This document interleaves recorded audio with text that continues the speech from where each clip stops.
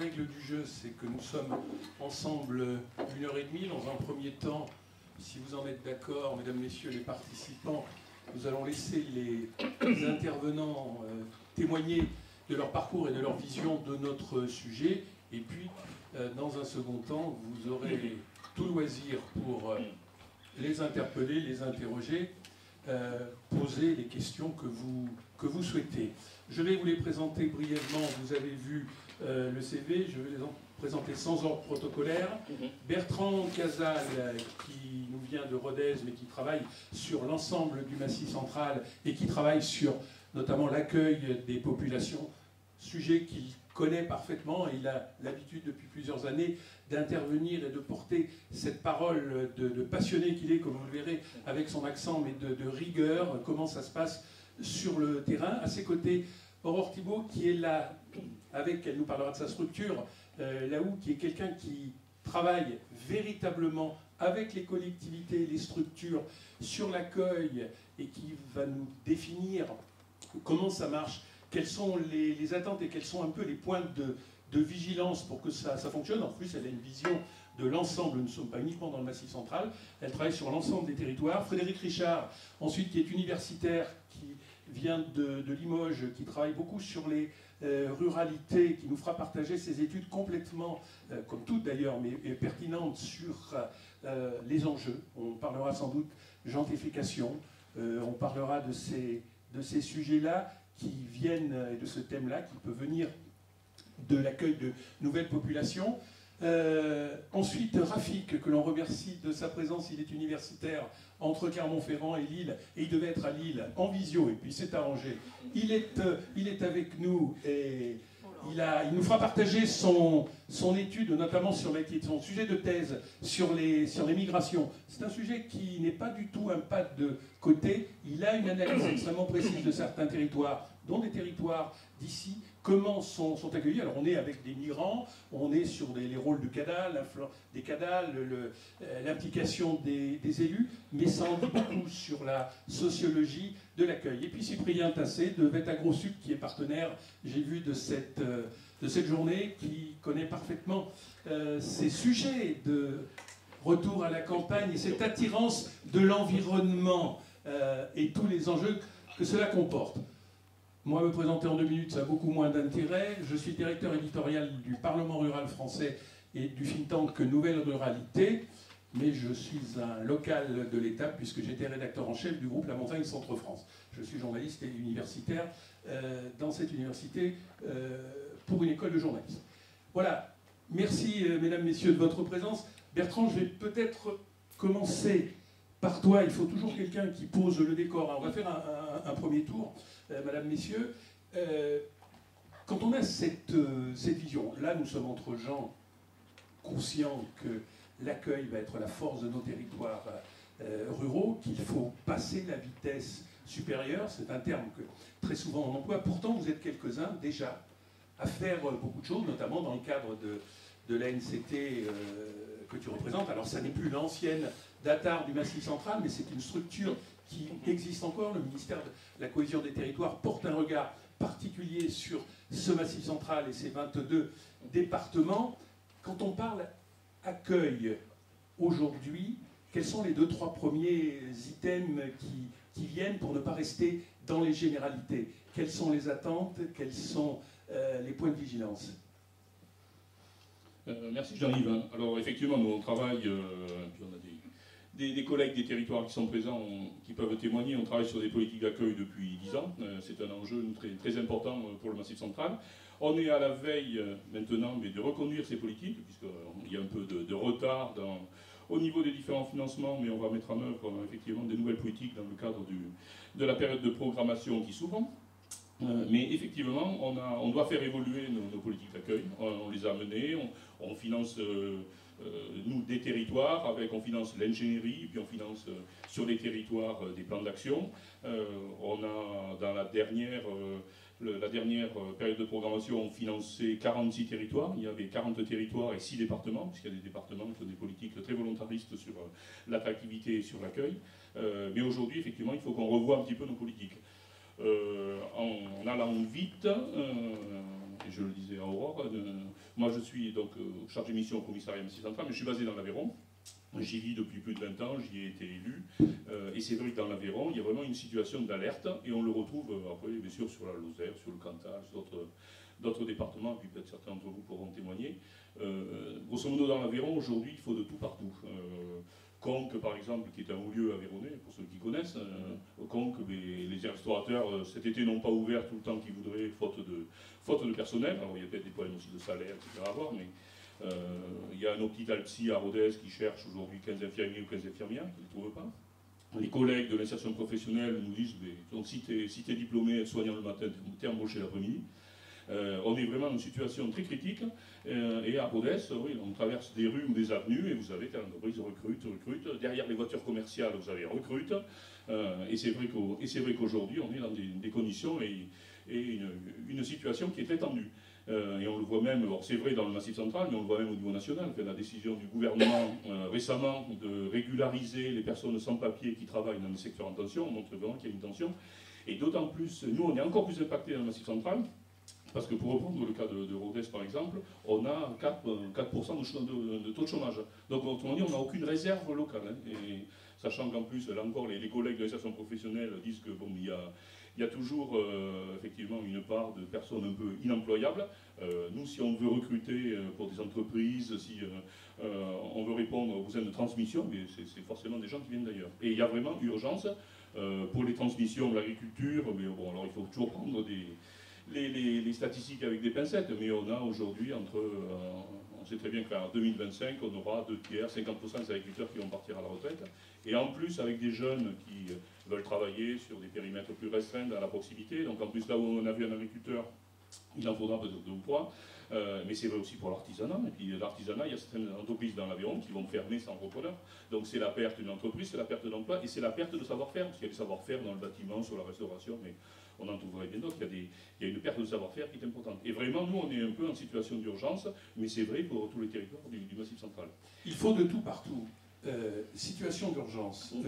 Tu me dis situation d'urgence que l'on n'a jamais connue, parce quand on parle de, par exemple, l'Aveyron, la Lozère, ce sont des territoires qui se sont mobilisés depuis longtemps pour accueillir des populations et contre la déprise démographique, mais finalement, le phénomène s'est aggravé.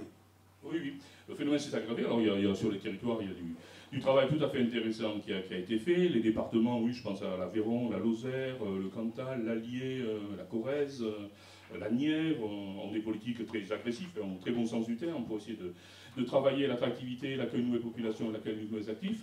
Mais aujourd'hui, je trouve qu'il y a vraiment urgence, et tout ce qu'on a pu faire, même si c'est bien, même s'il y a de bons résultats, je pense qu'on n'est peut-être pas à la hauteur encore des enjeux qui nous attendent. Et puis, quelque part, c'est l'avenir du Massif Central qu'on joue aujourd'hui, parce que si demain, voilà, on ne peut plus recruter, on n'assure plus le minimum de services, on handicape les entreprises pour faute de recrutement, on ne peut pas transmettre, effectivement, ça peut être, bien sûr, enfin, ça vous le comprendrez, fortement préjudiciable pour l'avenir de notre beau Massif Central.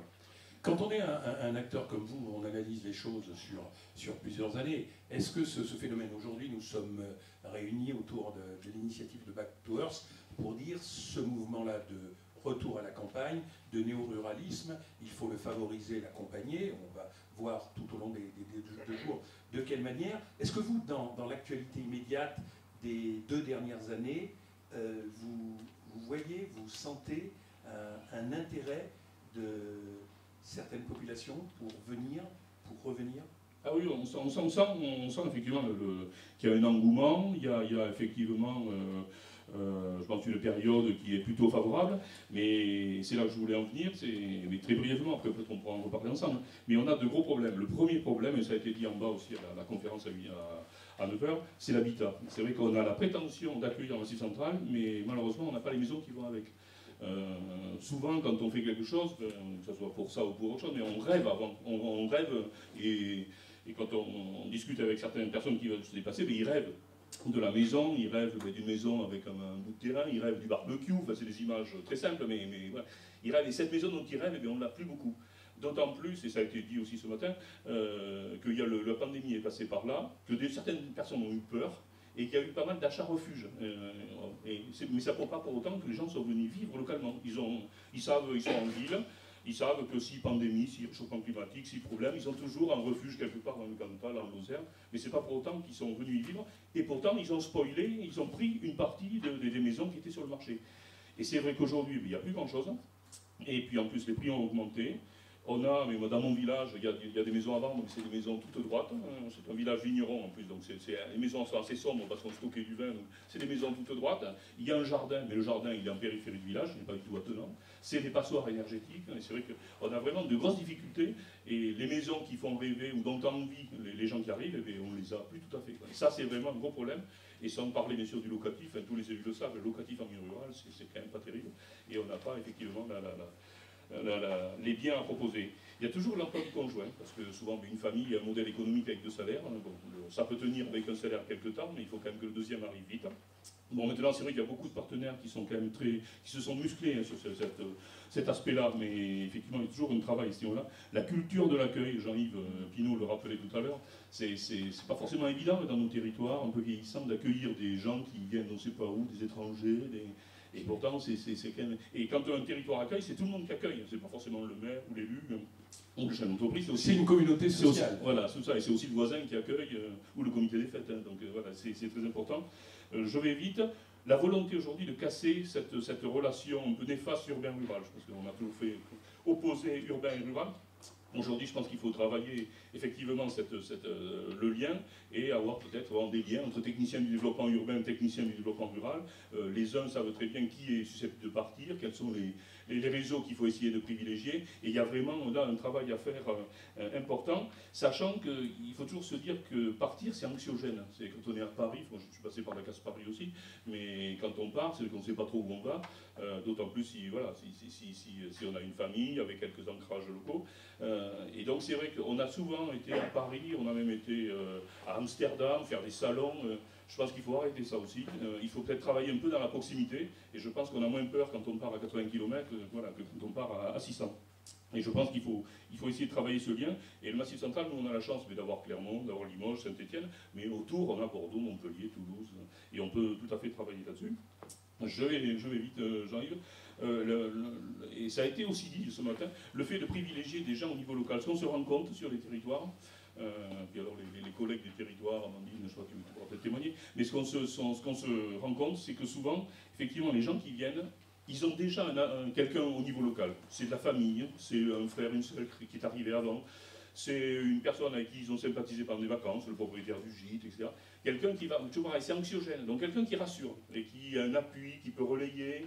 Et donc ça, souvent, on va chercher des gens à Paris. Peut-être qu'il faudrait qu'on fasse le tour du Massif central. Alors, quels sont les amis, les connaissances que vous avez qui aimeraient venir? On pourrait peut-être commencer par là. Et je pense peut-être qu'on aurait plus de résultats. Le levier du tourisme, qui peut être effectivement, et aujourd'hui, d'autant plus avec la pandémie, on a aujourd'hui un tourisme qui s'est bien développé dans le Massif central. Et ça peut être effectivement, en travaillant ce qu'on appelle le tourisme d'immersion, faire connaître le territoire. Dans l'Aveyron cet été, vous aviez plein de plaquettes, et ici vous restiez. Et vraiment, il y a un enjeu très fort. Travailler sur les structures collectives, on le voit bien pour les médecins qui veulent changer un peu de vie avec des maisons de santé, mais on le voit bien aussi pour l'agriculture. Donc il y a ce travail-là qu'on n'a peut-être pas tout à fait. La formation des élus, et bientôt fini, la formation des élus, pardon s'il y a des élus, moi je l'ai été aussi, mais c'est vrai qu'on est dans des territoires vieillissants. Souvent, on a des élus qui ne sont pas très jeunes, et toute cette nouvelle approche de l'aménagement du territoire, la transversalité, parce que l'accueil, c'est bien sûr du développement économique, mais c'est des commerces, c'est des services, c'est de la culture, on en parlait tout à l'heure, l'importance de la culture, et donc c'est très transversal. Et cette transversalité, elle est vraiment très importante. Et un chargé de mission, il a besoin de son élu pour lui rouvrir toutes les portes. S'il n'a pas cet élu-là, et ce binôme, effectivement, chargé de mission élu, c'est très important. Et souvent, au niveau des politiques publiques Massif central, ces formations de l'élu, peut-être que c'est un point qu'on n'a pas assez travaillé et sur lequel il faut beaucoup plus s'investir. Et enfin, effectivement, la culture, c'est un volet, et c'est ressorti, le monsieur de Vivre au Vert tout à l'heure le disait, dans les choix qu'ils font sur la plateforme de Vivre au Vert, la culture, c'est le 4e critère. Et c'est vrai que ce volet, je pense qu'aujourd'hui, maintenant, en milieu rural, on a quand même des choses qui se font au niveau culturel, mais c'est toujours quelque chose qu'il faut aussi avoir en tête. Voilà, donc c'est par rapport à l'expérience qu'on peut avoir, nous, sur tous les territoires que l'on suit. Je pense qu'il faut que nous, au niveau de nos politiques publiques, pour la période de programmation qui s'ouvre, il faut qu'on revoie un petit peu nos politiques d'accueil. Et voilà, c'est les quelques points que je voulais vous citer, qui sont pour moi des points importants de vigilance. Voilà. Mais après, on pourra en reparler tous ensemble.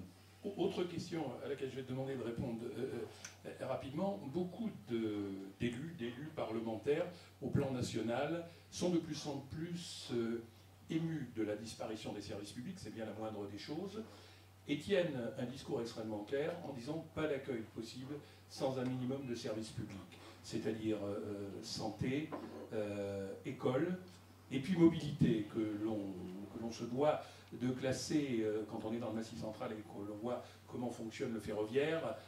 C'est un sujet fondamental. Et ce sujet des services publics doit-il être posé en préalable, si je peux m'exprimer ainsi? C'est un préalable de principe. Mais est-ce que selon toi, il est essentiel? Il est essentiel. Est-ce qu'il faut le poser en préalable? Enfin, c'est une politique d'accueil, c'est une politique globale. C'est difficile après des fois de faire des priorités. Mais effectivement, le problème des services publics est un problème important. Au niveau de la NCT, bon, avec tout ce qui est France Service, on essaye vraiment de travailler ces volets-là, en essayant d'avoir des lieux un petit peu communs pour rassembler un petit peu ces différents services, où effectivement on a y compris des services qui sortent des services de l'État qui peuvent être présents pour enseigner les gens. C'est un problème important, mais après j'ai du mal, très sincèrement, j'ai du mal après à faire des priorités, parce que la convivialité, le sens de l'accueil, l'habitat, c'est aussi des problèmes qui sont très importants. Et je pense qu'il voilà, y a un panel de points sur lesquels il faut être vigilant et qu'il faut travailler un peu de manière un peu collective et puis de manière surtout transversale. Je pense que la transversalité, ça c'est vraiment pour les jeunes maintenant, c'est l'aménagement du territoire. Bon, on n'avait peut-être pas cette façon de voir de mon temps quand je suis sorti de l'école, hein, on était un peu en silo. Maintenant, il faut vraiment apprendre dans la transversalité, et puis les politiques d'accueil nous appellent à travailler dans la transversalité. Merci Bertrand, tu passes le micro à ta voisine. Aurore, les territoires, pas uniquement du Massif central, les territoires ruraux, il y en a beaucoup d'autres en France, sont accueillants, bénéficient d'un potentiel, mais quand on a dit ça, on n'a rien fait de concret. Et vous, votre job, vous allez nous le présenter, c'est de faire la connexion entre ces territoires et des populations qui disposent d'un profil pour venir s'y installer et qui sont attendus. Mais est-ce qu'il ne faut pas avant tout convaincre déjà ce que disait Bertrand, les élus locaux, puisque vous travaillez beaucoup avec les collectivités, finalement, les départements sont vos interlocuteurs numéro 1. Tout à fait. Bonjour à tous, donc moi je m'appelle Aurore, j'ai fondé avec Perrine Bailly Laou, et puis depuis le démarrage de l'entreprise, on a aussi Charlotte Drouot qui est basée à Clermont-Ferrand et qui est là dans la salle aussi, qui fait partie de l'équipe de base. Donc nous, notre job effectivement, c'est d'aller chercher des urbains qui veulent quitter les grandes métropoles pour différentes raisons, et de les connecter avec des territoires, notamment ruraux, petites et moyennes villes. Donc on va travailler avec des territoires très ruraux, le Cantal, la Corrèze, la Creuse. On va travailler avec des villes comme Laon en Picardie ou Troyes dans l'Aube, donc de différentes tailles. On ne travaillera jamais pour des grandes métropoles, ce n'est pas notre ADN. Notre ADN, c'est de travailler pour augmenter l'attractivité des territoires qui ne le sont pas déjà. Moi, je suis issue du Massif central, très attachée à mon territoire. Je suis née dans le nord de la Haute-Vienne, dans le Limousin.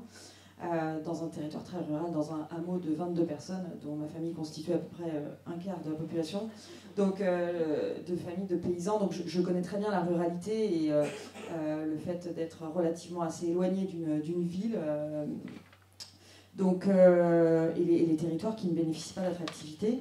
Du coup, on a vraiment souhaité, c'était un attachement profond qu'on avait notamment avec Charlotte aussi, de travailler pour les territoires qui en ont le plus besoin.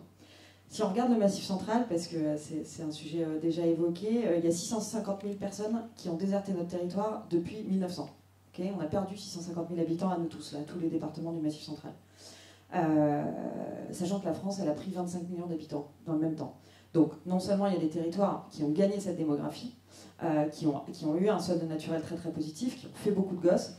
Nous, on leur en a donné, quoi. Vraiment, on leur a donné. Et les gens ont dit aux enfants en 1900, allez sauver votre peau et partez à Paris, partez reconstruire après la guerre, etc. Ça n'a cessé. Cet exode rural continue. Il faut savoir que malgré tout ce qu'on a fait, effectivement, cet exode rural, dans beaucoup de nos territoires, continue à être existant. Et du coup, bien sûr, il y a des... Excusez-moi de vous entendre, il n'y a pourtant pas, au plan national, d'exode rural.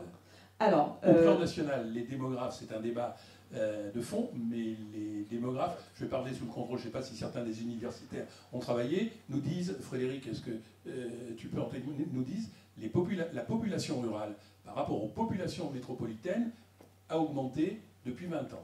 Oui, alors il y a toujours des territoires gagnants et des territoires perdants. Je laisserai les universitaires en discuter. Le territoire de Vitré, par exemple, est gagnant. Oui, alors territoire. très sympa de parler toujours des mêmes territoires. Alors effectivement, Vitré est toujours cité. Alors c'est cette espèce de bled en Bretagne là, super top. Donc moi je parle des 30 départements qui aujourd'hui vont pas très très bien. Ceux avec lesquels je travaille, et effectivement vous avez des vous avez des phénomènes pour des tas de raisons, parce qu'ils sont pas très loin de métropole, parce qu'ils sont en Bretagne, parce qu'ils sont sexy, parce qu'ils sont super, vous avez des phénomènes, ok. Et il y a des phénomènes de démographie. Parce qu'il y a une dynamique économique. Exactement, et parce qu'il y a de la volonté politique, parce que l'attractivité est aussi une volonté politique. J'imagine qu'à 10 km de Vitré, il y a un bled qui se dit « Oh la vache, Vitré c'est vachement bien, pourquoi pas nous ?» Et du coup, peut-être parce que vous n'avez pas mis en place les choses qui font que vous vous êtes développé comme Vitré. Nous, on travaille avec des élus, et je peux vous dire que l'attractivité est une décision politique. C'est vraiment l'argent qu'on va engager sur les politiques d'accueil, mais pas que, parce que pour accueillir, il faut avoir du flux. Donc nous, on va intervenir sur cette partie de flux. Donc grosso modo, on ne va pas réussir à faire revenir 650 000 personnes en Massif central, mais notre objectif, c'est vraiment de créer du volume. C'est-à-dire que depuis quelques années, effectivement, il y a des territoires qui ont une politique agressive, mais cette politique, c'est essentiellement situé sur de la communication et de la promotion. Je fais des affiches dans le métro, je paye l'Express pour avoir une page dans le supplément Quitter Paris, je fais ce qu'on appelle de la promotion, de la communication, de la publicité. Voilà, nous, on s'est dit, on va faire l'inverse. On va aller chercher des gens, on va aller travailler ce flux de Parisiens, de Lyonnais, de Bordelais, effectivement, parce qu'on travaille beaucoup en proximité. Quand on travaille pour la Creuse, on va travailler à Lyon, Nantes, Bordeaux. On va aussi travailler à Paris, bien sûr. La chance de l'exode rural, qui s'est passé pendant notamment le XXe siècle, c'est que beaucoup de gens, par exemple, ont des ancêtres creusois. Beaucoup de gens à Paris ont des ancêtres aveyronnais. Donc on peut aussi s'appuyer sur des collectifs un petit peu, enfin en tout cas des gens qui vont en Creuse de temps en temps, qui vont en Aveyron de temps en temps, qui ont une image quand même positive de ce territoire. Et on fait aussi le lien avec des gens qui sont touristes. On essaye de capter des gens qui sont venus comme touristes. Par exemple, on a lancé la Creuse récemment. On a capté des touristes de cet été qui ont eu un coup de cœur. Donc c'est vraiment ça, il y a des outils digitaux en fait pour essayer de récupérer des flux comme ça et de cibler ces flux-là. Voilà, donc nous c'est important, on va essayer vraiment de cibler des gens qui ont envie de quitter les grandes métropoles notamment et qui vont se tourner vers des territoires ruraux, des petites ou des moyennes villes. Et du coup, une fois qu'on les a captés sur lao.fr, pour un territoire donné avec lequel on travaille, on va les appeler pour savoir si leur projet est mature, c'est-à-dire est-ce qu'ils veulent déménager dans 1 an ou dans 3 ans. Est-ce que madame est directrice de marketing chez L'Oréal et elle veut absolument garder son métier tout en allant dans la Creuse? Là, on va lui dire « Ah, peut-être que ce n'est pas possible, à moins que tu puisses faire du télétravail de façon conséquente. » La Creuse est à 2h40 de Paris en train, donc c'est envisageable. Mais du coup, on va vraiment analyser si le projet est faisable ou pas. C'est-à-dire qu'aujourd'hui, il y a beaucoup d'emplois en région, hein, tu l'as dit, et donc il y a beaucoup de gens, dans les gens qu'on arrive à capter, qui sont employables facilement. On capte beaucoup d'infirmières, beaucoup d'aides-soignantes, beaucoup d'assistantes maternelles. On a installé des chauffeurs de bus, on a installé des gens qui sont dans la maintenance, on a installé des électriciens, on a installé des gens qui ne sont pas forcément des CSP+, parce que nous, on ne touche pas forcément des CSP+, on touche une bonne représentativité de la population française. C'est-à-dire qu'on va toucher 70% à peu près de salariés, donc des gens qui ont besoin d'un emploi, dont une partie en télétravail, donc facilement installable, et puis 30% artisans, commerçants, restaurateurs, freelance, etc., qui eux peuvent trouver un peu du boulot partout. Et en fait, du coup, on se rend compte que sur la majorité de ce flux, ils vont pouvoir s'installer relativement facilement. Il n'y a pas de problème de conjoint. C'est-à-dire qu'une fois que les gens ont vraiment aimé, ont eu un coup de cœur pour le territoire et sont décidés à y aller, le frein du conjoint arrive rarement. C'est-à-dire qu'en fait, aujourd'hui, on se retrouve avec quand même beaucoup de couples où il y en a un qui est employé super facilement parce que le marché du travail est tendu et par exemple l'autre est télétravailleur. Donc en fait, la question n'est pas de savoir si on va pouvoir les installer, c'est de les convaincre de s'intéresser à votre territoire, en fait, qui va être important. Une fois qu'ils sont convaincus que ce territoire est chouette pour eux, en termes de qualité de vie, de culture, effectivement, c'est très important, la culture locale, de beauté des paysages, d'accès à l'immobilier, et là, effectivement, on a un gros travail à faire en ruralité sur l'accès à l'habitat. Il faut convaincre les maires, il faut convaincre les propriétaires de l'habitat rural. Il faut les convaincre de leur poids sur le développement économique du territoire en leur disant mettez en vente les biens que vous avez et que vous ne libérez pas sur le marché. Il faut travailler avec les résidences secondaires. Si les gens viennent 3 week-ends par an, désolé, ils ne participent pas au développement économique du territoire. Il y a une réflexion à faire, des liens avec ces personnes-là, parce qu'il faut libérer de l'habitat en milieu rural et il faut libérer de la location en milieu rural, et il faut que les élus prennent conscience de ça. Mais du coup, grosso modo, le frein en fait entre aujourd'hui les urbains et le territoire rural, il est plutôt qu'ils ne nous connaissent pas. Parce qu'en fait, les pubs dans le métro, ça ne différencie aucun des territoires. Donc voilà. Il faut d'abord faire connaître le territoire. Le marketing de concurrence à l'ancienne, ça ne marche pas. Le marketing d'affiche, ça marche. Allez-vous les chercher? On a compris votre méthodologie, la manière dont vous allez vendre en relation avec les élus et les collectivités, le territoire qui a des atouts. Mais comment établissez-vous le premier contact? Le premier contact, alors nous, on utilise 100% le digital. Et un peu de bouche à oreille, il y a des gens qui s'inscrivent sur la OU parce qu'un autre copain s'est inscrit sur la OU. Mais c'est 100% du digital. Donc on écrit des articles vantant les territoires.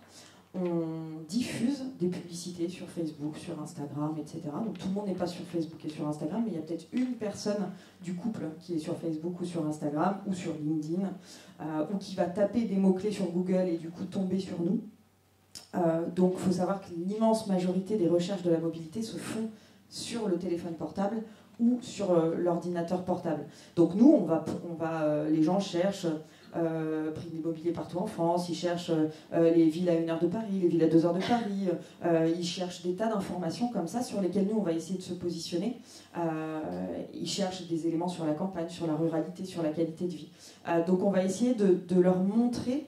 On va leur dire ah salut regarde la Creuse c'est vachement sympa, on va diffuser des petites vidéos très très courtes ou des petits témoignages, des petites images, des photos, etc. pour accrocher leur œil. Je ne sais pas si certains d'entre vous sont sur les réseaux sociaux, mais vous devez voir des publicités sponsorisées pour vous vendre une jupe ou un appareil électroménager. Nous on vous vend un territoire et du coup vous allez cliquer sur cette sponsorisation, vous allez vous retrouver sur lao.fr, venez vivre en Meuse, venez vivre en Haute-Marne, venez vivre en Creuse, etc., avec tous les territoires avec lesquels on travaille, et vous allez pouvoir vous inscrire et être appelé. Et on va vraiment prendre le temps d'étudier ensemble si ce territoire vous correspond. Et donc on va discuter, la majorité des gens ne disent pas... et c'est là où vous allez les orienter vers le chargé d'accueil que vous connaissez, le choix entre la Haute-Marne et la Creuse. Exactement, et là, d'où l'importance du chargé d'accueil. Donc nous, on travaille avec des chargés d'accueil dans les conseils départementaux ou dans les EPCI. Donc parfois, on travaille avec des territoires qui n'ont pas encore de chargé d'accueil. Mais du coup, ils veulent gagner des nouveaux habitants. Donc on ne leur dit pas de souci, mais attention, si vous ne les accueillez pas, le taux de transformation va chuter. C'est-à-dire que nous, quelqu'un qui est bien pris en main aujourd'hui, pour vous donner des statistiques, on a travaillé avec le département de la Corrèze il y a 2 ans à peu près. Depuis, ils ont accueilli 150 familles. 150 familles en 18 mois, c'est beaucoup. C'est un flux qui a été... Il y a eu 1350 inscrits, nous on a appelé 650 personnes, on a eu 150 ou 200 familles ou 300 familles favorites, je ne me souviens plus, mais c'est des énormes flux. Nous on est vraiment là pour amener des nouveaux habitants. Et in fine, 150 familles qui s'installent sur le territoire. Là, on a un impact réel sur un territoire rural. Et du coup, là, la chargée d'accueil, pour vous dire, elle n'est pas là aujourd'hui, elle s'appelle Charlotte Courty. Elle a été recrutée, du coup, 1 mois après le démarrage de notre opération. Aujourd'hui, elle gère en parallèle 250 projets de familles qui veulent s'installer. Ça veut dire qu'il y en a, elles sont juste au stade de l'idée, à l'échelle du conseil départemental, avec une alternante. Il y a des gens qui sont au stade de l'idée, ils n'ont pas forcément besoin d'informations. Et il y a des gens, au contraire, ils ont besoin qu'on leur démerde d'une affaire. Moi, je suis, je sais pas, technicien télécom, est-ce qu'il y a du boulot? Et Charlotte a dit, ah bah oui, moi je sais que dans le territoire, il y a 3-4 boîtes qui recrutent là-dedans. Je te mets en relation, j'envoie ton CV pour qu'il soit en dessus de la pile. Parce que quand on vient de l'extérieur, parfois le CV n'est pas au-dessus de la pile. Les gens ne nous prennent pas forcément au sérieux quand on postule. Donc c'est important, le chargé d'accueil fait ce rôle-là, donc elle est vraiment intermédiaire d'emploi. Parfois, elle va appeler Action Logement en disant « Cette personne, là, il faut absolument lui trouver un logement parce que c'est déterminant, elle peut faire du télétravail, c'est facile, c'est rapide, mais si nous, on ne lui apporte pas de réponse, elle se tournera vers un autre territoire. » Enfin, il y a des chargés d'accueil ici qui sont mieux placés que moi pour parler de leur rôle. Quels sont, sur l'ensemble des territoires, si on peut résumer, les 2 ou 3 raisons, les 2 ou 3 motifs pour venir dans les campagnes? Alors, les gens qui s'inscrivent sur la... Pas forcément un travail, c'est des gens qui ont éventuellement un travail.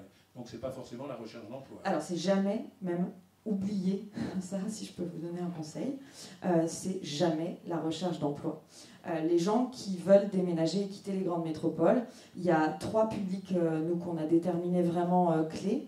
Le premier, c'est donc des personnes qui habitent en banlieue, qui font beaucoup de trajets par jour et qui ont des jobs pas forcément télétravaillables, ou pas forcément les deux, et qui sont de la classe moyenne, donc c'est-à-dire des salaires médians à peu près, voilà. Donc ça, c'est un de nos publics cibles qu'on retrouve régulièrement chez Laou. Donc je vous parlais, chauffeur de bus, ATSEM, infirmière, technicien informatique, j'en sais rien, etc. Et puis, vous avez des CSP+, deuxième public, CSP+, freelance, télétravailleurs. Donc là, il y a une capacité de télétravail, il y a une capacité de reconversion, il y a parfois une envie de reconversion dans un domaine particulier. Avec là, ils ont peur de la campagne. Donc les premiers, les banlieues, je vais les appeler les banlieusards qui payent trop cher leur prix du mètre carré, qui sont du coup obligés de s'éloigner beaucoup du centre de la ville et du coup de subir beaucoup de transports. Ils ont vraiment une vie qui n'est pas facile et ils sont en recherche d'une meilleure qualité de vie pour leur famille et leurs enfants. Donc une maison ou un espace plus grand et beaucoup moins de transport au quotidien. Si on leur offre ça, ils déménagent. Et ils ont besoin d'un accompagnement et d'être rassurés. Les deuxièmes, les CSP+, sont plus autonomes dans leur recherche et ils vont partir plus facilement en balade, visiter tous les week-ends un territoire avant de choisir le leur. Et ils sont plus sensibles à l'aspect vraiment coup de cœur. Et ces CSP+, voilà, sont mobiles plus facilement, mais c'est pas forcément facile de les accrocher sur des territoires ruraux, mais on y arrive tout à fait. Après, vous avez les pré-retraités, du coup, et il faut pas sous-estimer le pouvoir des pré-retraités, entre guillemets, dans les territoires. Ils ont un très fort pouvoir d'achat. Et du coup, ils vont beaucoup consommer. Nous, on a fait un petit calcul avec un chercheur il n'y a pas très longtemps, qui fait du conseil aux collectivités depuis une vingtaine d'années. Et du coup, on a calculé, en tout cas pour le territoire de la Meuse qu'on a étudié, sur lequel on a fait venir des familles, donc la Meuse c'est dans le Grand Est, qu'à partir de 6 familles, un emploi local était créé en plus du leur. C'est-à-dire qu'il ne faut pas sous-estimer l'impact économique que vous avez sur les territoires si vous êtes chargé d'accueil. À partir de 6 familles installées dans ce territoire-là, on bascule sur un emploi créé. Ça veut dire que la consommation locale de ces familles, ça fait un petit bout de l'instit, un petit bout de l'infirmière, un petit bout de l'ASMAT, un petit bout de l'épicier, un petit bout du boulanger, etc. Tout ça, ça constitue un emploi local. Donc c'est vraiment un impact, vous avez un impact très fort sur le développement économique de votre territoire. On dit toujours le développement économique, c'est faire venir des entreprises. Ben non, faire venir des gens qui habitent, c'est aussi concourir au développement économique. Par exemple, à l'échelle de la région Bourgogne-Franche-Comté, avec laquelle on travaille beaucoup sur l'accueil en ce moment, parce qu'on essaie de faire que les offices de tourisme participent au maillon, à la chaîne de l'accueil des nouveaux arrivants, eh bien en région Bourgogne-Franche-Comté, la région a déterminé que 80% des emplois locaux sont des emplois liés au résidentiel, c'est-à-dire sont des emplois non délocalisables, sont des emplois vraiment de proximité. Donc ça, c'est dû au nombre d'habitants. Vraiment, typiquement, c'est concrètement lié à la démographie. Dernière question de ce premier tour de table.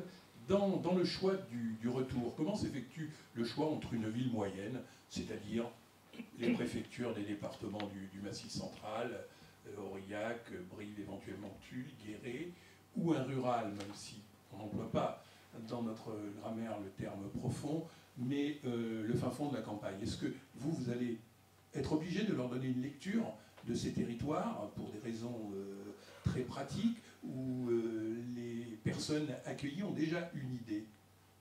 Alors là, d'où l'importance de l'accueil. Par exemple, quand on hésite entre la Creuse, l'Aveyron, le Cantal, etc., la personne qu'on va avoir au bout du fil en charge d'accueil... Je dirais c'est plutôt entre Guéret et la Souterraine, quoi. Alors, ça va être aussi le rôle du chargé d'accueil, de déterminer la ville qui est la plus adéquate pour le couple. Ça va aussi être des visites. C'est-à-dire que nous, quand on travaille avec un territoire, on amène du flux, on appelle ce flux, on envoie les plus motivés, et on sélectionne une dizaine ou une quinzaine de familles, on les fait venir pendant un week-end dans le territoire. Et c'est vrai que cette visite va générer du coup un intérêt pour telle ou telle ville. Donc moi j'encourage tout le temps les gens de toute façon à venir au moins un week-end, une semaine, 2 semaines pour tester le territoire avant de s'y installer définitivement, évidemment. C'est ce qu'on fait chez Laou. Mais le chargé d'accueil va être déterminant là-dedans parce que le lien que les personnes qu'on envoie nous vont créer avec cette personne, la force de ce lien, la convivialité de ce lien, en fait la convivialité elle est déjà là, elle est déjà dans le chargé d'accueil.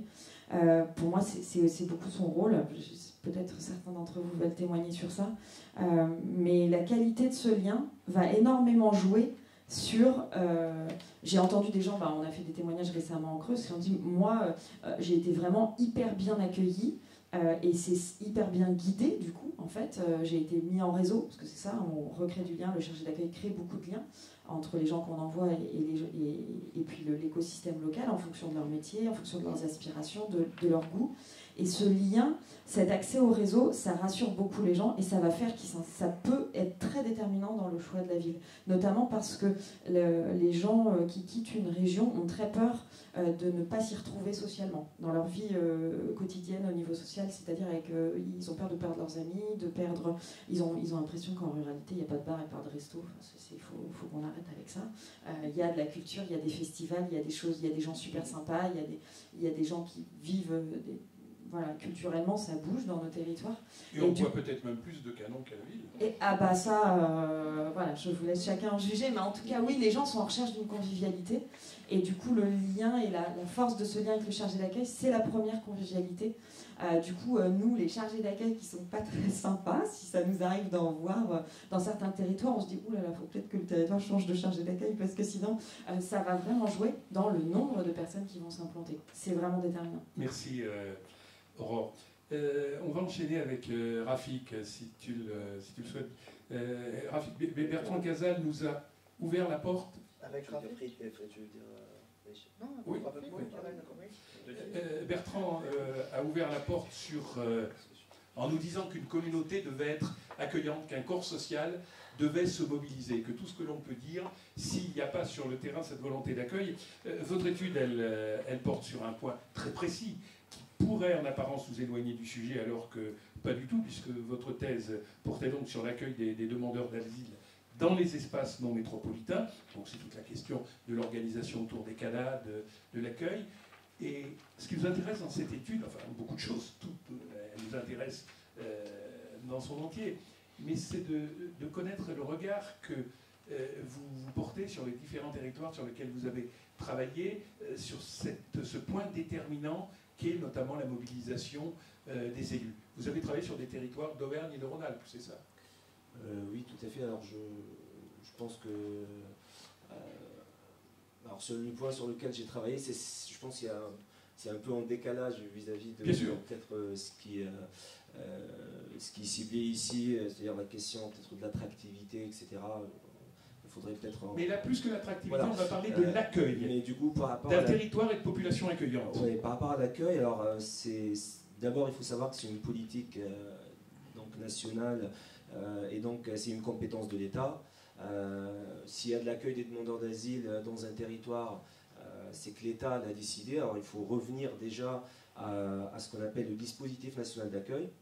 Le dispositif national d'accueil, il prône une sorte de répartition territoriale, si vous voulez, une politique de péréquation de l'hébergement des demandeurs d'asile à travers le territoire national. C'est une politique qui remonte à l'institutionnalisation de l'asile, c'est-à-dire au milieu des années 70, on va dire, et qui a été renforcée depuis 2015 avec l'arrivée relativement importante, il faut toujours dire relativement, parce que quand on rapporte à l'échelle mondiale, c'est quand même une part très minime en fait, qui ici en Europe et en France aussi. Donc le renforcement de la politique de péréquation, ça a donné en fait, pour la résumer assez brièvement, L'idée, c'est que, bon, il y a plusieurs personnes en situation de demande d'asile aujourd'hui qui n'ont pas l'accès à un hébergement. L'accès à un hébergement pour une personne en situation de demande d'asile est un droit qui n'est pas respecté, c'est-à-dire du fait du manque voilà, d'hébergement. Et donc pour, si vous voulez, avoir un hébergement, donc l'État, si vous voulez, il s'appuie sur des associations, il y a des associations nationales, typiquement par exemple France Terre d'Asile, et puis il y a des associations beaucoup plus régionales, telles que Forum Réfugiés, qui par exemple active un petit peu dans le quart sud-est de la France. Et puis ces associations, si vous voulez, à qui on délègue finalement une compétence d'État, un petit peu, vont essayer d'avoir une politique, ce qu'on appelle de captation de logements. Et donc du coup, pour essayer d'avoir des logements disponibles, depuis 2015 particulièrement, beaucoup d'associations se sont tournées vers des territoires, on va dire des espaces ruraux, des villes petites et moyennes, pour plusieurs raisons. D'abord parce que dans certains territoires, et ce n'est pas vrai partout, il y a de la vacance immobilière dans le parc immobilier public, parc immobilier social. Par exemple, je peux citer l'exemple ici dans le département du Puy-de-Dôme, du territoire du Livradois, autour d'Ambert, voilà, Caïn, Saint-Amand-Sabine et Arlan, où j'ai mené des enquêtes de terrain dans le cadre de ma thèse. Il y a de la vacance dans le parc immobilier social qui appartient en partie à l'office du Puy-de-Dôme et qui est vacant depuis un certain nombre d'années. Donc si vous voulez, donc il y avait la possibilité de mobiliser rapidement des logements de la part de l'association qui était porteuse si vous voulez, du projet, parce que les associations répondent à un marché, un appel d'offres lancé par l'État. Et donc là, c'est la première, si vous voulez, c'est la première donnée qui fait qu'il y a un accueil des demandeurs d'asile un petit peu dans ces territoires. Après, évidemment, dans certains territoires, il y a eu de la mobilisation de certains élus locaux. Je dis cela parce que les élus locaux n'ont pas la compétence de l'accueil. Donc ça, c'est la première des choses à savoir. Mais si on prend par exemple le cas autour d'Ambert, en 2016, quand l'État a annoncé un petit peu suite à... Ce qu'il faut savoir, c'est qu'il faut remonter à tout l'épisode un petit peu de la médiatisation autour de Calais. Et donc, si vous voulez, le gouvernement de l'époque, c'est le ministre de l'Intérieur Bernard Cazeneuve, avait dit, bon, il faut qu'on trouve une solution, comme toujours, donc là c'est du bricolage institutionnel, évidemment, la politique de l'asile c'est ça. Donc il faut qu'on trouve une solution, donc ils ont mis en place une politique qui s'appuie sur ce qu'on appelle des CAO, des centres d'accueil d'orientation. L'idée c'est de mettre à l'abri. Bon, en fait, l'objectif principal, c'est qu'il n'y ait plus de personnes qui existent, qui soient hébergées à Calais, parce que ça a provoqué une sorte de, si vous voulez, de pression politique, en tout cas perçue comme telle en fait, par le gouvernement de l'époque. Et donc on a essayé un petit peu de disperser ces gens et en fait de les invisibiliser, en fait, d'invisibiliser l'accueil et donc de les envoyer, si vous voulez, dans d'autres territoires. Et donc, il y a vraiment eu cette idée d'invisibilité de la part de l'État. Alors l'invisibilisation, c'est ce que j'entends par invisibilisation, c'est l'invisibilisation, si vous voulez, de la solidarité vis-à-vis des personnes en situation de demande d'asile ou des personnes exilées, en fait, tout court. C'est-à-dire, personnes à Calais, c'est pas des personnes qui ont forcément introduit une demande d'asile. Mais la solidarité qu'il y avait autour a, de fait, provoqué, si vous voulez,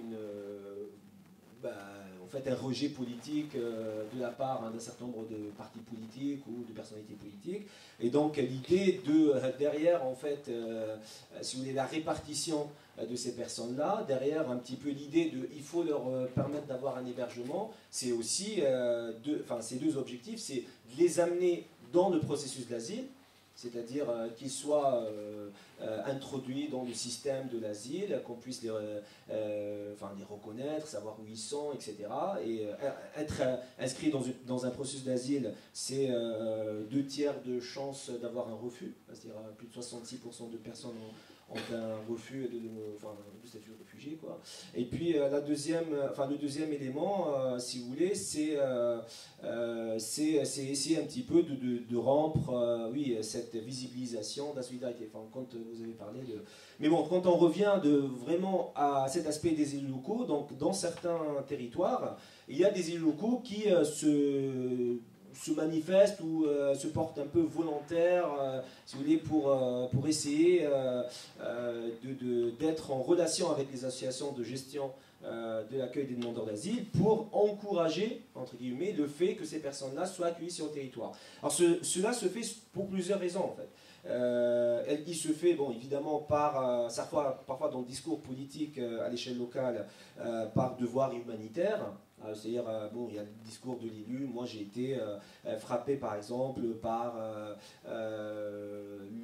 toutes ces images qu'on a vues de personnes qui traversent la Méditerranée, c'est-à-dire tout ce drame humanitaire. Souvent, il y a l'image de l'enfant Hélène Kurdi qui est mobilisée par ces élus-là. Mais aussi, à côté, on ne peut pas nier qu'il y a aussi une approche utilitariste, en fait. Il y a une approche utilitariste de l'accueil, dans le sens où ces personnes-là qui arrivent, c'est aussi un centre qui ouvre, et donc le centre est perçu comme une sorte de structure qui permet d'avoir... Autant une activité économique que je n'irai pas à dire que c'est une activité économique, dans le sens où ça permet, si vous voulez, de répondre à de la vacance dans le parc immobilier social, et ça permet notamment de maintenir, dans certains cas, des services publics tels que par exemple les classes d'école primaire. Bon, ça c'est l'exemple typique qui revient, mais ça amène en fait paradoxalement dans certains territoires à l'échelle locale on retrouve aussi la politique de dispersion qu'on a trouvée à l'échelle nationale, on la retrouve en fait à l'échelle locale. Je m'explique, c'est-à-dire par exemple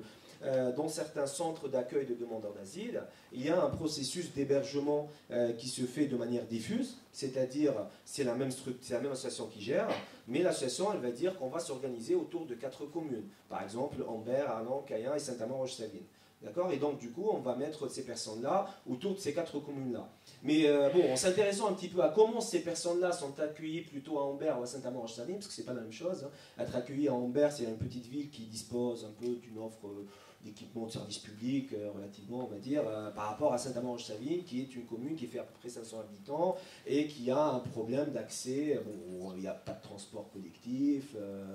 Enfin, je veux dire, et c'est compliqué pour une personne qui avait une certaine image de son arrivée en France de se retrouver à Saint-Amand-Roche-Savine parfois. Donc du coup, comment on retrouve ces personnes-là dans ces territoires ? Bizarrement, on voit que ce sont plutôt des familles avec enfants qui ont été hébergées à Saint-Amand-Roche-Savine, pour plusieurs raisons. Certes, parce que, si vous voulez, les logements étaient adaptés à la réception de familles avec enfants, parce que les logements étaient relativement spacieux, on va dire, mais aussi parce que, en fait, à l'échelle, enfin à l'intérieur du fonctionnement du CADA, en lien avec les élus, en fait, on a insisté pour qu'il y ait plutôt des familles avec enfants qui se retrouvent à Saint-Amand-Savine pour permettre à la classe d'école qui a été fermée de rouvrir. Mais bon, c'est un peu problématique dans le sens où les personnes n'ont pas eu le choix vraiment d'aller à Saint-Amand-Roche-Savine ou d'aller à Ambert. D'ailleurs, le fait de se retrouver à Saint-Amand-Savine n'est pas forcément vécu très positivement. Et en fait, y compris chez les travailleurs sociaux, par exemple, moi j'ai mené mes enquêtes autour de, on va dire, entre 2017 et 2019. Et à l'époque, les travailleurs sociaux avaient, à la fin, enfin au bout d'une année ou 2 années, avaient introduit un peu l'idée de peut-être recentrer le tout sur Ambert. Là, ça a été pas du tout accepté, évidemment, par le conseil d'administration dans lequel on retrouve les élus, et on retrouve également l'association gestionnaire, parce que les travailleurs sociaux disaient c'est problématique, parce que nous on ne peut pas s'organiser entre 4 communes, c'est problématique pour pouvoir se déplacer à la préfecture, faire les déplacements, etc. Mais c'est aussi problématique pour les gens de se retrouver comme ça un peu à l'isolement. Donc là on voit vraiment que l'argument de l'accueil utilitariste, si vous voulez, il est vraiment présent, c'est-à-dire dans le sens accueil utilitariste, dans le sens un accueil qui permet de répondre à un certain nombre de difficultés rencontrées par le territoire en fait. Voilà, donc si vous voulez, comment on retrouve certains élus locaux. Et donc quand on voit, par exemple à l'échelle de la région Auvergne-Rhône-Alpes, quand on compare certains territoires qui sont relativement caractérisés par un dynamisme sur le plan démographique, c'est-à-dire du fait du solde naturel ou migratoire, on voit que finalement les élus locaux sont relativement en retrait du processus de création de la structure d'hébergement, contrairement aux territoires qui sont relativement fragilisés sur le plan démographique, etc. Parce que la problématique de maintenir des services publics, elle ne se pose pas vraiment. Et puis là, sur le territoire de Saint-Amand-Roche-Savine, vous avez des élus, au moins un élu de forte personnalité. Oui, alors là c'est une autre question après, c'est-à-dire le fait d'avoir un élu, par exemple, comme je pense que vous faites allusion à André Chassaigne, voilà, le fait d'avoir un élu, par exemple, enfin, la figure de l'élu local qui encourage l'accueil, on la retrouve assez souvent évidemment, mais ça dépend de quelle temporalité on parle. C'est-à-dire que finalement, le député, par exemple, André Chassaigne, c'est plutôt une personnalité politique qui va être, par exemple, sollicitée dans le cadre de demandes de régularisation de certaines personnes déboutées de leur demande d'asile de la part des habitants, bon, des habitants qui vont les solliciter pour faire un courrier à la préfecture, etc., pour essayer d'avoir une régularisation de cette personne-là via l'emploi parce qu'elle a été déboutée, etc. Mais Rafik, si on passe de l'accueil à l'intégration, je sais que ce n'est pas l'objet de votre étude, mais quel regard vous portez sur ce territoire, celui d'Ambert, Saint-Amand, Roche-Savine, comment a-t-elle été intégrée? Comment s'est-elle intégrée? Qu'en est-il de l'intégration? Alors déjà, pour le mot accueil, moi je suis assez critique, hein, je dois le dire, du mot accueil, parce que en tant que géographe, je dis que l'accueil est un peu un processus finalement de construction d'une place dans le sens matériel, mais aussi dans le sens de relation entre des insiders, des personnes qui sont dedans, et des outsiders, des personnes qui arrivent. Et donc finalement, c'est une sorte de négociation en fait. Donc ça dépend ce qu'on entend par accueil. Accueil n'est pas forcément quelque chose de positif. C'est vraiment un processus dans lequel se négocient des rapports, et souvent des rapports de pouvoir en fait, entre plusieurs acteurs. Et bon, intégration, où j'ai écrit dans ma thèse un chapitre un peu sur l'intégration, en commençant par replacer déjà le concept. Il faut savoir que dans le discours politique, le terme intégration, il apparaît un peu durant la guerre d'Algérie en fait. Donc c'est un concept extrêmement, intrinsèquement lié à une époque coloniale. Dans le sens où à l'époque l'idée c'était il y a un problème de guerre d'indépendance, donc il faut intégrer la population. C'était Jacques Soustelle à l'époque qui avait dit bon, il faut intégrer la population locale à la communauté française, bon, dans une perspective un petit peu de si vous voulez d'arrêter, enfin, de stopper, de freiner la révolution en place 54-62 à l'époque. Enfin bref, il faut partir de là quand même pour savoir que le concept d'intégration n'est pas comme ça, un petit peu comme on a tendance à le penser dans le discours médiatique autour de certains espaces qu'on dirait de banlieue, enfin, je ne sais pas. Mais le concept d'intégration pour la question des personnes en situation d'asile est assez intéressant parce que dans le sens où l'État il a une politique qui dit d'intégration, et dans cette politique d'intégration en France, les personnes qui sont en situation de demande d'asile sont exclues de cette politique dite d'intégration.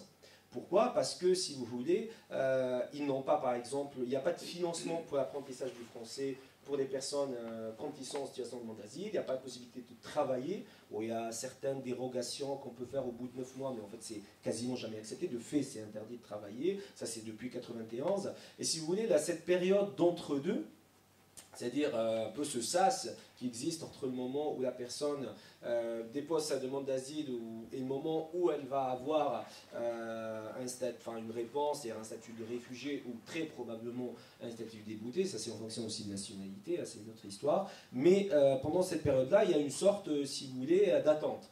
Et dans cette attente-là, il y a une reconfiguration de l'espace vécu de ces personnes-là. C'est-à-dire qu'il y a d'une part, moi ce que je peux voir, c'est-à-dire qu'il y a d'une part une attente qui est une sorte de temps d'aliénation, c'est-à-dire que l'attente, elle gomme l'espace de ces personnes-là. Par exemple, en essayant en géographie, on fait ce qu'on appelle parfois des cartes mentales, des cartes qui représentent, pour le schématiser très rapidement, le vécu de ces personnes-là, aux espaces publics, aux espaces qu'ils fréquentent. Et on voit que chez certaines personnes, en fait, les espaces qu'ils représentent dans la localité, ce sont des espaces de l'attente, c'est-à-dire des espaces administratifs tels que le CADA, le secours catholique, le relais alimentaire. Et en fait, ce sont des espaces d'attente, non pas tant qu'ils ne connaissent pas, par exemple, les autres espaces publics qui existent dans la localité, c'est parce qu'ils ne les fréquentent pas, du fait d'une sorte de stress que provoque, même d'un stress très important que provoque cette incertitude liée à la demande d'asile.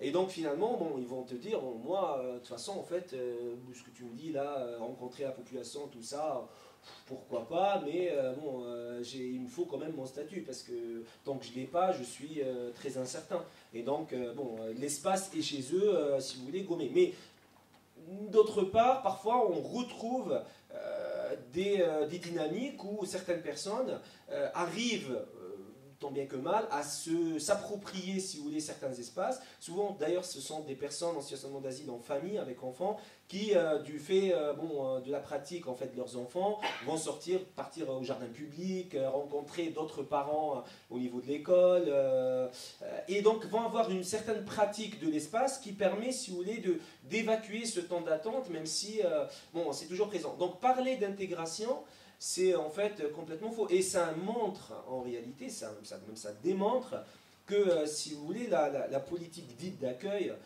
par l'État, c'est-à-dire des personnes en situation de demande d'asile, est une politique basée sur la suspicion, c'est-à-dire la suspicion de faux réfugiés. C'est-à-dire, par exemple, des personnes qu'on va suspecter finalement d'être des personnes n'ouvrant pas droit au statut de réfugié, jusqu'à preuve du contraire. Et ça, on retrouve ça partout, c'est-à-dire auprès de l'Office français de protection des réfugiés et des apatrides, c'est pareil, le récit, il doit étayer des faits concrets sur le vécu des personnes auparavant. Merci Rafik, ça nous permet de dire qu'il n'y a pas les bonnes et les mauvaises populations aussi, de voir l'ensemble du public citoyen. Frédéric, on va peut-être, vous avez... Oui, j'insiste simplement... simplement que tout à l'heure en introduction, je ne voudrais pas que mes collègues de Lille le prennent là, mais je ne travaille pas du tout à Lille. Hein, ah bon, vous avez dit que vous étiez... Non, je suis à Clermont et accessoirement bientôt en Espagne, à Barcelone, mais pas à Lille. Vous avez annoncé que vous étiez à Lille. Non, enfin, désolé Rafik. Pas de souci. Je ne suis pas à Lille non plus. Voilà, bien à Limoges, c'est ça. On va avancer un peu plus dans le contenu. Vous avez un tas de choses à nous dire, Frédéric. J'ai hélas survolé vos travaux, mais vous avez conduit des travaux de terrain, et c'est important. Là, nous sommes dans à la fois les travaux de terrain de Rafik, mais nous sommes dans les analyses, dans le ressenti. Vous êtes allé sur certains territoires pour voir comment ça fonctionnait. Vous êtes allé dans le Luberon, vous êtes allé dans l'Aveyron et vous êtes allé dans le Périgord noir, c'est ça? Non, toujours pas. Toujours pas. Alors allons-y. C'est Luberon, Anjou et Périgord noir. Noir. Et là, vous êtes allé étudier. Mais en préalable, si vous voulez bien, je voudrais revenir sur les propos d'Aurore. Hier, j'ai entendu à la radio une émission passionnante sur l'éthique de la recherche, notamment sur le fait que le Covid et la relation à la science aient été bousculés par les médias et certains scientifiques, dont Raoult et la filière de Proulx, dans le sens où on a remis en question les faits scientifiques. Et donc, tout à l'heure, quand tu as dit je renvoie aux universitaires les débats sur les soldes migratoires positifs, non, il n'y a pas de débat, c'est un fait. Il y a des nuances de territoire en territoire, mais depuis les années, conventionnellement, on considère que c'est 75 à peu près, depuis les années 70, donc il y a un solde migratoire massivement positif pour les espaces ruraux en général, et puis par contre, au sein des espaces ruraux, il y a effectivement nécessité d'apporter des tas de précisions, et des tas de précisions qui sont à la fois spatiales, c'est-à-dire que d'une région à l'autre, on n'a pas des dynamiques qui sont positives partout, aussi positives partout, etc. Et puis temporelles aussi, c'est-à-dire que sur la période 75-2022, il y a des territoires pour lesquels le solde migratoire est uniformément positif, en tout cas continuellement positif. jusqu'à aujourd'hui. D'autres où au départ c'était brin de ballant, et puis là, boum, ça a monté en flèche. D'autres au contraire où entre 75 et 90, ça a bien grimpé, et puis là, ça a freiné, et voire ça a décliné. Et on peut même aller beaucoup plus loin que ça. C'est pour ça que il faut surtout pas y aller à la grosse truelle. Tout est en nuance, c'est-à-dire que d'une commune à l'autre, voisine, quand on regarde les tendances démographiques inscrites sur le long terme, c'est à désespérer d'être géographe, n'est-ce pas? On ne comprend pas ce qui se passe. Donc on peut pas. Voilà, il faut être, à mon sens, très très nuancé dans les grands propos à cet égard. Je suis désolée Frédéric si j'ai pu t'embêter sur ce point-là. Moi je parlais du nombre de la population, c'est vrai que je ne distingue pas le sol naturel et le sol migratoire, parce que justement je ne suis pas assez spécialiste, et je ne suis pas allée jusqu'à cette finesse, hein, tout simplement. Je regarde grosso modo l'INSEE, je prends le nombre d'habitants en 2018, dernier recensement, et je prends le nombre d'habitants en 1900, et j'ai pas voulu aller dans le détail, hein, pas du tout, parce que je ne suis pas spécialiste. Voilà, oui, juste, ça fait plusieurs fois qu'on se voit, et à chaque fois tu dis les gens, les territoires, tu l'as dit à plusieurs reprises, et c'est faux, parce qu'il y a des gens qui le découvrent encore. Tu te souviens à Saint-Léonard-de-Noblat, il y a encore des gens qui sont convaincus que la France est toujours en train de vivre l'exode rural. Non. Ah ben, c'est pas ce que j'ai voulu dire, mais Ben par oui, contre, la Meuse et la Haute-Marne continuent à perdre 1000 habitants par an. Donc c'est important de... C'est ce que j'ai dit, il y a des nuances. Voilà. Exactement. Voilà. Exactement. Moi je dis juste qu'il y a des territoires qui sont en souffrance et d'autres qui vont très bien. Nous on s'occupe des territoires en souffrance. Et de territoires qui vont très bien, parce que du coup je me suis aussi fait la réflexion que l'immigration, moi je ne travaille pas sur l'accueil. À la limite, je travaille presque sur le désaccueil, dans une certaine mesure. Notamment, c'est les propos, ou ce sont les propos de Rafi, je ne vais pas écorcher ton prénom, qui m'ont incité à réfléchir comme ça. Moi, je trouve que, en gros, ce que tu as décrit, très justement, c'est ce qu'on appelle aujourd'hui, depuis une vingtaine d'années, l'émigration d'aménité, c'est-à-dire que les gens sont de plus en plus portés par l'envie d'aller vivre à la campagne, pour en particulier, il y a différents types d'aménités, les aménités culturelles, sociales, mais beaucoup pour les aménités environnementales. C'est sur celle-ci que j'ai travaillé en particulier, au point de développer l'hypothèse d'un capital environnemental qui compléterait les espèces de capitaux de Bourdieu. Mais là où c'est intéressant, la démarche de là-haut, c'est comme si... Donc c'est un mouvement migratoire qui s'est mis en place dans la plupart des pays anciennement industrialisés. Et c'est comme si... donc les gens, ils font ça naturellement, qu'ils soient plus ou moins bien pourvus en différents types de capitaux, financiers et autres. Et en fait, il y a des territoires qui essayent de capter de la valeur. En fait, ça représente de la valeur. Et c'est marrant parce que l'atelier précédent, c'était sur l'agriculture, et c'était sur un des enjeux posés, c'était sur le raccourcissement des chaînes de valeur. À un moment, on l'a posé ça à plusieurs reprises. Et là, c'est comme si on rajoutait un intermédiaire dans la chaîne de valeur entre le migrant, ou en tout cas le candidat à la migration qui veut s'installer en Corrèze, et qui est grand, qui est autonome, qui peut le faire. Et puis il y a quelqu'un qui vient se poser au milieu et qui vient capter de la valeur qui potentiellement aurait pu servir au territoire. On pourrait le dire comme ça, sur le plan strictement économique. Et d'ailleurs, alors, donc, ceci étant dit, moi je bosse sur la gentrification rurale. C'est un terme qui était relativement peu, qui était même à peu près banni de la géographie et de la socio il y a quelques années encore, il y a 4-5 ans, on ne voyait nulle part. On ne parlait que de gentrification urbaine. Urbaine, pour plusieurs raisons. Là, du coup, en 3-4 ans, la bascule a été complètement opérée. Il y a plusieurs facteurs.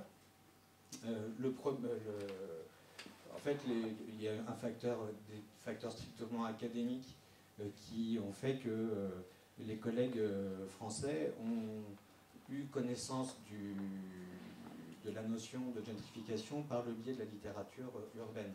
Et donc ils ont été convaincus que ça n'était qu'un phénomène urbain par définition, et que c'était contre nature que d'en parler pour les espaces ruraux. Or, quand on remonte à la source de la bibliographie, quand on fait l'épistémologie de la notion, les travaux sur la gentrification rurale sont même carrément antérieurs à ceux de la gentrification urbaine. Et donc, on a toute légitimité à en parler. Peu à peu, on a réussi à convaincre les collègues que sur le plan épistémologique, c'était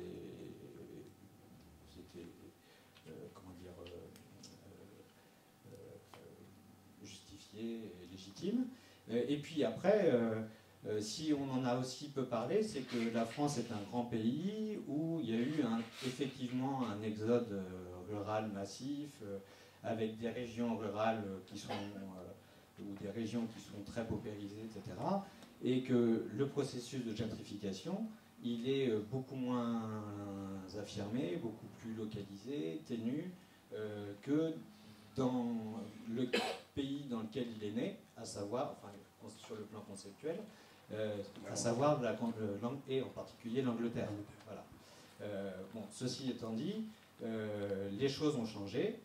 Depuis 30 ans, les chiffres l'attestent, j'en ai noté quelques-uns. Si on prend un certain nombre d'indicateurs, que ce soit les catégories socio-professionnelles, mais là, ça a le défaut de ne pas prendre en compte les retraités. Donc si on prend les diplômes, les niveaux de diplômes, qui du coup là font appel aux capitaux culturels plutôt qu'aux capitaux strictement économiques. Mais évidemment, on sait très bien que les deux sont très étroitement corrélés. Si on s'intéresse au niveau de revenus, aux revenus moyens, médians, au rapport interdécile entre riches et pauvres au sein des campagnes, on s'aperçoit qu'il y a des recompositions sociales qu'un collègue, par exemple, un sociologue, a un temps appelé recomplexification. Voilà, c'est Guibert ou j'ai pas, voilà, peu importe. Voilà, bref. Donc effectivement, on bosse là-dessus. Et nous, on a bossé sur 3 terrains particuliers dans le cadre d'une ANR, dans le Luberon, et sur la partie, c'est important, sur la partie occidentale du Luberon, entre Apt, Seignon, tout ça, là, Roussillon, et puis le bled où il y a le canyon, c'est Roussillon, voilà. Et la banlieue d'Avignon, enfin les abords d'Avignon, le Périgord noir dans ce qu'ils appellent le triangle d'or entre Montignac, Lascaux, Limeuil et Sarlat, et en Anjou, Sud-Loire, c'est notamment un terrain dans un PNR. Donc il y a plusieurs, à chaque fois c'est dans des PNR pratiquement. Pour le Luberon, pas pour le Périgord, mais par contre pour l'Anjou ça l'est. Et c'est un endroit qui est très, très prisé lui aussi, où il y a un endroit qu'on appelle, un petit bled là qu'on appelle le Saint-Trope de la Loire. Voilà. Et en fait, du coup, les choix des terrains, ils étaient déterminés par divers éléments. Premier, sol migratoire positif, depuis longtemps. Aménité paysagère, relativement comparable. On était dans le détail, on était intéressé par le rôle des vallées, le point de vue, les paysages. Enfin, bon, on ne va pas aller jusque dans ces détails-là. Et ce dont on s'est aperçu sur ces 3 terrains, on a bossé aussi à l'étranger, mais juste pour rester sur cela, c'est que dans le Luberon, vous connaissez le Luberon au moins de nom, c'est la caricature de l'espace rural gentrifié. C'est plus, on peut même plus dire massivement gentrifié, c'est uniformément gentrifié. Ne subsiste plus alors la technique une des méthodes d'enquête qu'on a eues, il y a eu plein d'entretiens qualitatifs sur les terrains, mais surtout on s'est amusé entre guillemets a distribué 7800 questionnaires dans les boîtes aux lettres. Donc, en gros, 2500 ou 2600 par terrain. Et on avait une méthode très précise, on le faisait soit à vélo, soit à pied, donc on a vu toutes les maisons, on était 3 collègues, on sait exactement, on a vu toutes les boîtes aux lettres. Et donc typiquement pour le Luberon, il n'existe plus que de toutes petites poches, très rares, de quasi-bidonvilles dans les campagnes du terrain qu'on a exploré. En revanche, il subsiste des pauvres, des gens qui sont relégués, c'est pour ça que je parle plutôt de désaccueil, c'est que la pression économique, foncière, immobilière, les habitus, les manières de se comporter des gens, les voitures, l'offre commerciale, etc., est telle qu'elle est complètement inadaptée, elle n'a plus rien à voir aux populations, ne serait-ce que simplement modestes, sans parler des plus pauvres, et encore, a fortiori encore moins des plus marginalisés qu'on puisse imaginer, comme les demandeurs d'asile.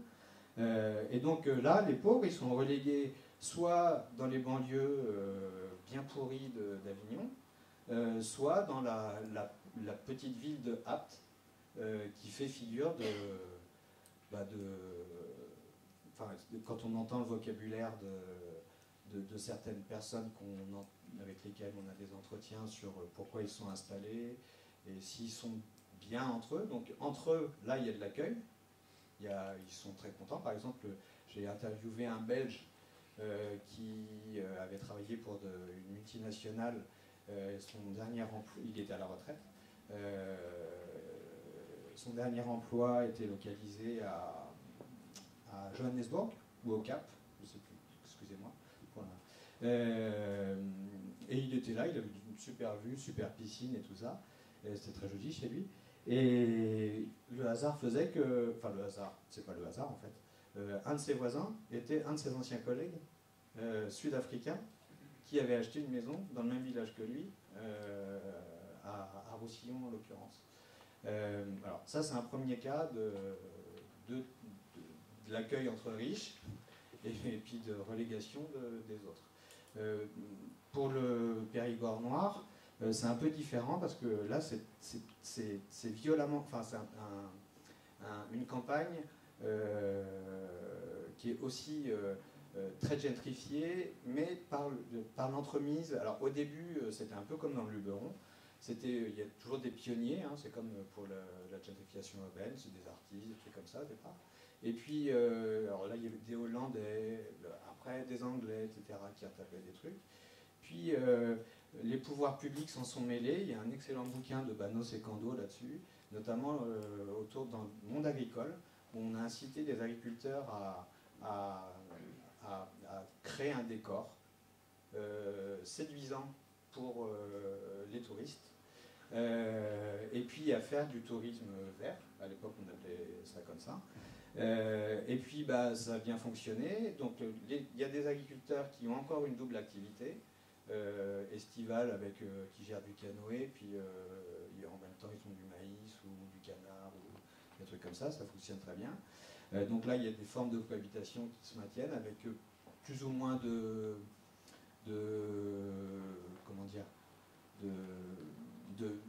distance les uns vis-à-vis des autres, ça peut dépendre. Par contre, ce qui se passe désormais, c'est que ce paysage décor, qui est celui d'une partie de population locale qui subsiste, qui est plutôt populaire, de nouveaux habitants qui sont très aisés à très aisés. Et puis après, il y a beaucoup de résidences secondaires qui maintenant ont été rachetées par des sociétés civiles immobilières qui souvent possèdent plusieurs maisons. Et là, c'est des locations à la semaine à 3, 4, 5 000 euros. Et là, c'est vide.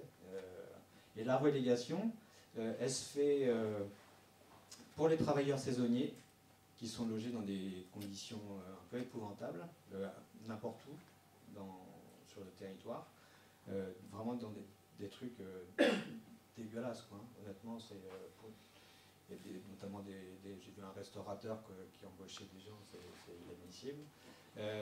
Ou alors, ils sont relégués en dehors de ce triangle d'or, notamment au nord-est de la vallée de l'Homme, au nord-ouest, pardon, de la vallée de l'Homme. Tu veux m'interrompre? Non. Bah, il faut qu'on passe le temps oui. autour. Du coup, je parle très vite. Donc là, c'est moyennement... Il y a des tensions autour des cas, en fait, les plus... Finalement, il n'y a peut-être pas tant de tensions, puisque les gens repartent. Les gens vont plus loin. Il y a une ghettoisation. Les précaires vont plus loin. Oui, c'est ça. Mais ils le vivent mal. Oui. Sauf que je ne suis pas sûr qu'ils soient très heureux de ne pas avoir le choix de s'installer près de leurs parents, par exemple. Quand un jeune ou des jeunes adultes veulent décohabiter et que, en fait, par la force des choses, ils sont obligés d'aller 20 km plus loin parce que là-bas, on a le droit encore de construire, parce que de la patrimonialisation du bâti, etc. L'autre cas, c'est l'Anjou. Et là, je vais en 3 mots. C'est très différent parce que, en fait, c'est beaucoup plus pluriel comme gentrification. Il y a des gentrifieurs classiques, comme ceux que je viens de décrire, des Anglais, des riches parisiens, tout ce qu'on veut.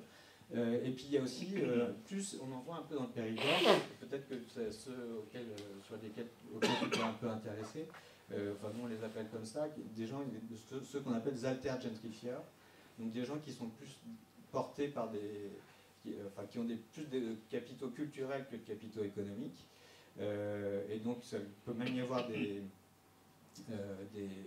communautés très alternatives, associées à des réseaux liés à Mille Vaches, à la ZAD à Nantes quand elle existait. Et en fait, ce sont des gens qui sont hyper impliqués dans les territoires et qui, par leurs réseaux sociaux, etc., exercent une vraie influence. Et là, il y a encore, comme il y a un tissu économique à proximité avec Angers, Saumur, et puis c'est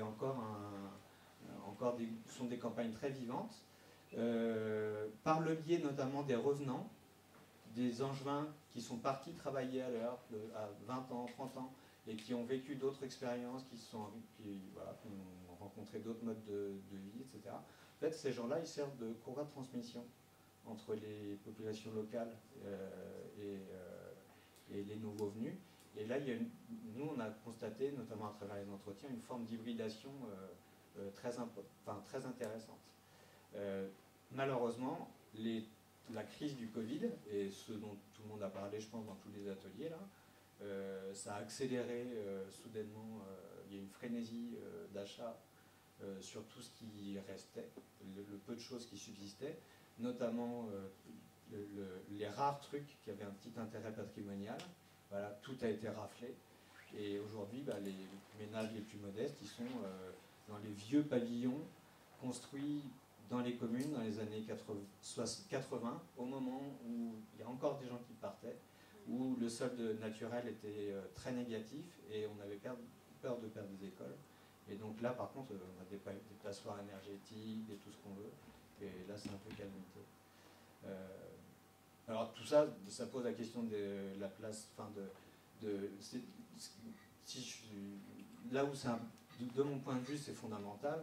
Il faut que ça sorte je reviens à l'émission d'hier, où il faut que ça sorte de la sphère académique. Alors d'abord, ça c'est sorti de la sphère académique à l'occasion de la crise du Covid, parce qu'on a été assailli de coups de fil, puis il y a dans la presse, partout, la question de la gentrification rurale, elle a explosé. Hein. Quand on traite les occurrences sur Google, il y en a plein. Donc ça, c'est intéressant, c'est que les gens ici ils s'aperçoivent que ça existe. Et puis, ce qu'il y a de nécessaire, c'est que les territoires en prennent conscience pour prendre les mesures nécessaires pour continuer à assurer une mixité sociale. Voilà.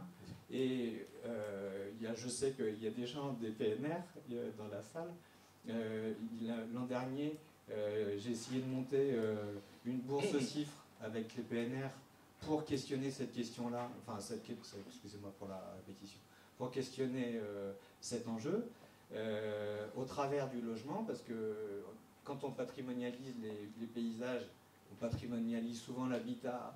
Il y a une règle, enfin, la législation avec la loi Allure, etc. Et puis et le ZAN, zéro artificialisation nette, qui se figurait à l'époque. Là, je ne sais pas comment on va s'en sortir. Et j'ai contacté une quinzaine de PNR. Aucun PNR n'a accepté de mettre 1 centime dans une bourse CIF pour financer un tel projet.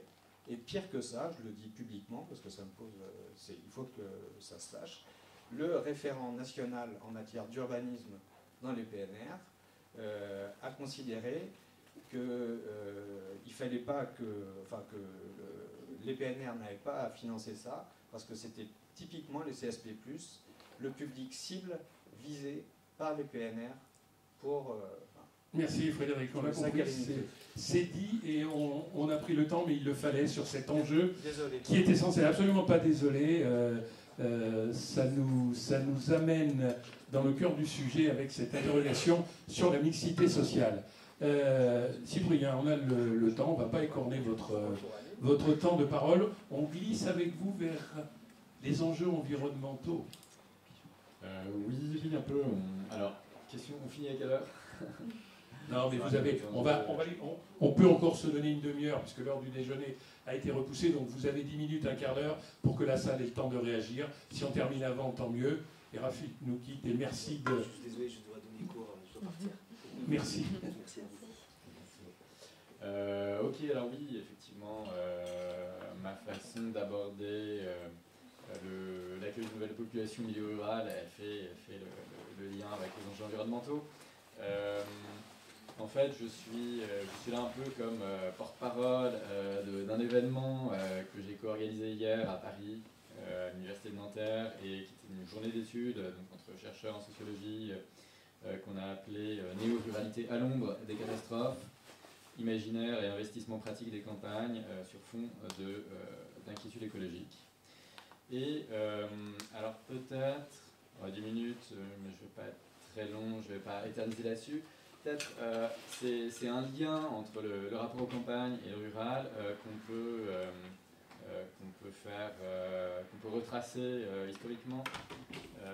C'est-à-dire qu'en fait, l'idée de cette journée d'études, elle est venue entre plusieurs chercheurs, entre moi et plusieurs autres chercheurs,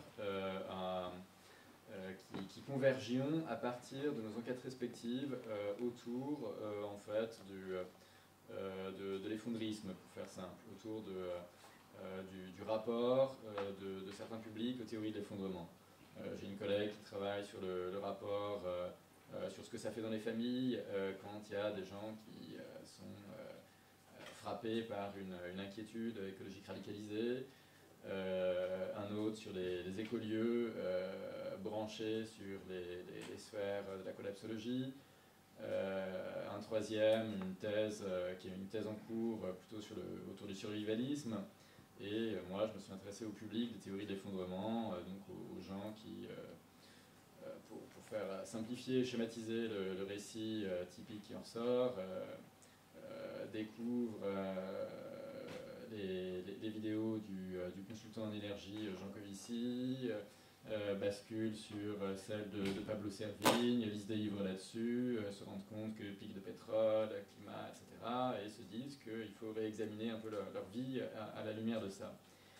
Et donc, dans ces discussions qu'on a eues entre chercheurs, autour de ces terrains en cours, on s'est dit qu'un de nos points de convergence, ça pouvait être le rapport à la campagne, puisque les gens auxquels on s'intéresse, sur lesquels on enquête, se projettent beaucoup, pour une partie d'entre eux, vers les campagnes comme une sorte de planche de salut dans un monde en dévastation. Et en fait, on est passé dans nos lectures vers des travaux qui avaient étudié l'histoire de phénomènes néo-ruraux, l'histoire de réinvestissement des campagnes dans les années 70, et qui avait montré qu'il y avait un rapport avec l'inquiétude écologique qui s'était noué assez étroitement pour une fraction de ce mouvement dès cette époque-là. Et donc en fait, il s'agit de chercheurs qui s'appellent Hervieux et Léger, et qui avaient étudié les mouvements de retour à la Terre des années 70, donc qui étaient plutôt dans la continuité de l'échec du mouvement de 68. Et donc pas mal de parties prenantes de ces mouvements s'étaient installées à la campagne, plutôt en communauté, puis au fil des années de façon de plus en plus souvent individuelle. Et ce qu'observaient ces sociologues, c'est que au fil de l'avancement dans la décennie 70, il y avait de plus en plus parmi ces communautés de développement, on va dire symbolique, qui allait entre le spirituel et l'écologique. On avait beaucoup de gens qui, d'un côté, avaient lu le rapport Meadows sur les limites à la croissance, paru au début des années 70, et qui avaient cette approche appuyée dans ce qui était légitime scientifiquement à l'époque, sur le côté insoutenable du modèle de développement suivi à l'échelle globale. Et qui en tirait l'idée que face aux désastres inévitables et à leurs yeux proches dans le temps qui allaient survenir dans la civilisation urbaine industrialisée, il était nécessaire de se réfugier dans les campagnes et d'essayer d'y reconstituer des germes d'une vie plus soutenable. Et donc ces sources scientifiques qu'avaient ces gens qui étaient d'abord dans le temps plutôt portés par des motifs politiques se sont ensuite hybridés face aux difficultés de la vie rurale avec un apocalyptisme plus à référence plus religieuse qui essayait de faire sens des difficultés pratiques qu'ils rencontraient à réinvestir des vieilles granges à moitié écroulées dans des chemins peu carrossables et sur des terres qu'ils ne savaient pas cultiver, et à survivre à l'hiver dans ces conditions. Et bon, donc je détaille pas l'ensemble du contenu de ces recherches des années 70, mais ça montre qu'il y a eu, il y a une quarantaine d'années, une première articulation entre un mouvement qui avait une dimension collective de réinvestissement des campagnes par des gens d'abord marqués par leur passage dans les villes, certains pouvaient avoir quelques racines rurales, et puis une inquiétude écologique radicalisée. Alors maintenant, en 2022, vous n'ignorez pas que l'inquiétude écologique est plutôt, on va dire, montante à grande échelle dans la population. Est sortie il y a 2 jours la nouvelle édition de l'enquête de l'ADEME, les Français et l'environnement, qui mesure à travers un certain nombre de questions qui sont standardisées depuis une décennie ou 2 le rapport des Français aux questions écologiques, et qui montre, c'est la tendance depuis plusieurs années qui s'est fortement confirmée à la dernière édition, là, que la part de gens qui pensent que on va maintenir le climat à un niveau acceptable, le réchauffement climatique à un niveau acceptable d'ici à la fin du siècle, est de plus en plus faible en France. Idem, de plus en plus de gens pensent que voilà, la vie en France va devenir très compliquée sous l'effet du changement climatique. Donc ça, c'est une sorte de lame de fond qui est en train de monter dans l'opinion, voilà, mesurable à échelle nationale. Et un de ces points de cristallisation extrême, ça a été ces dernières années, ces gens qui... la diffusion des théories de l'effondrement et leur influence très forte sur la vision du monde et sur la façon de se projeter pour sa propre vie pour des gens auprès desquels on a enquêté, moi et mes collègues. Et donc ce qu'on a... La journée d'études qu'on a fait hier a rassemblé une série une dizaine de chercheurs, de jeunes chercheurs. Il y en a un d'ailleurs que j'ai amené dans mes valises, qui est venu ici, qui pourra peut-être prendre la parole tout à l'heure s'il le souhaite, j'espère. Et donc qui ont fait des enquêtes ethnographiques, donc on pose souvent la question depuis ce matin des évaluations quantitatives des phénomènes. On est pas connecté à ça, on ne contribue pas à ça, mais ce type de travaux montre que certaines choses existent. Après, la question de l'échelle et de la proportion, bon, c'est une autre affaire. Donc, par exemple, le travail qu'ouvrait la matinée faisait un peu le lien entre ce thème du rapport aux catastrophes dans les trajectoires néo-rurales et le thème de la gentrification, puisqu'il s'agissait de la recherche en cours de sociologue Anaïs Collet qui étudie, et je pense que tu dois connaître, Frédéric, qui s'intéresse, qui part comme point de départ des quartiers gentrifiés urbains, région parisienne, et qui, donc par réseau, rassemble, repère des foyers de gentrifieurs, donc demande ce qu'on appelle parfois en sociologie la petite bourgeoisie culturelle, des gens qui ont plutôt des diplômes, pas énormément d'argent, même s'ils peuvent en avoir un peu, et qui sont dans des professions plutôt tournées vers la culture, en gros, au sens large, la culture ou le savoir, des universitaires, des techniciens du spectacle, etc.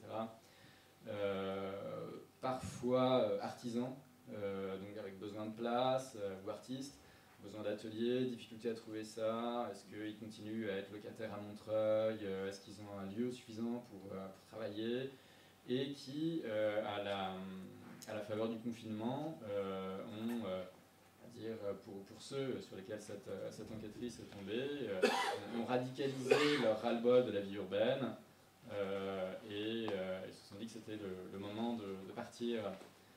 Et donc le but de la recherche va être de les suivre les années suivantes sur comment se passent leurs installations. Et Anaïs Collet a commencé à le faire, et elle voit que alors que c'était plutôt une sorte de rapport malheureux, de rapport excédé à la vie urbaine et aux crises, aux conflictualités, éventuellement à la violence de la vie urbaine qui motivait... Mais ce ne sont pas forcément des effondristes, eux. Voilà, pas forcément au point de départ, mais que c'était plutôt à la faveur de leur arrivée dans des pavillons à la campagne que se développait un rapport matériel plus inquiet, ou plus d'anticipation préparatrice du besoin de s'autonomiser matériellement qui se développait. Par exemple, quelqu'un qui n'était pas spécialement catastrophiste à son départ en termes écolo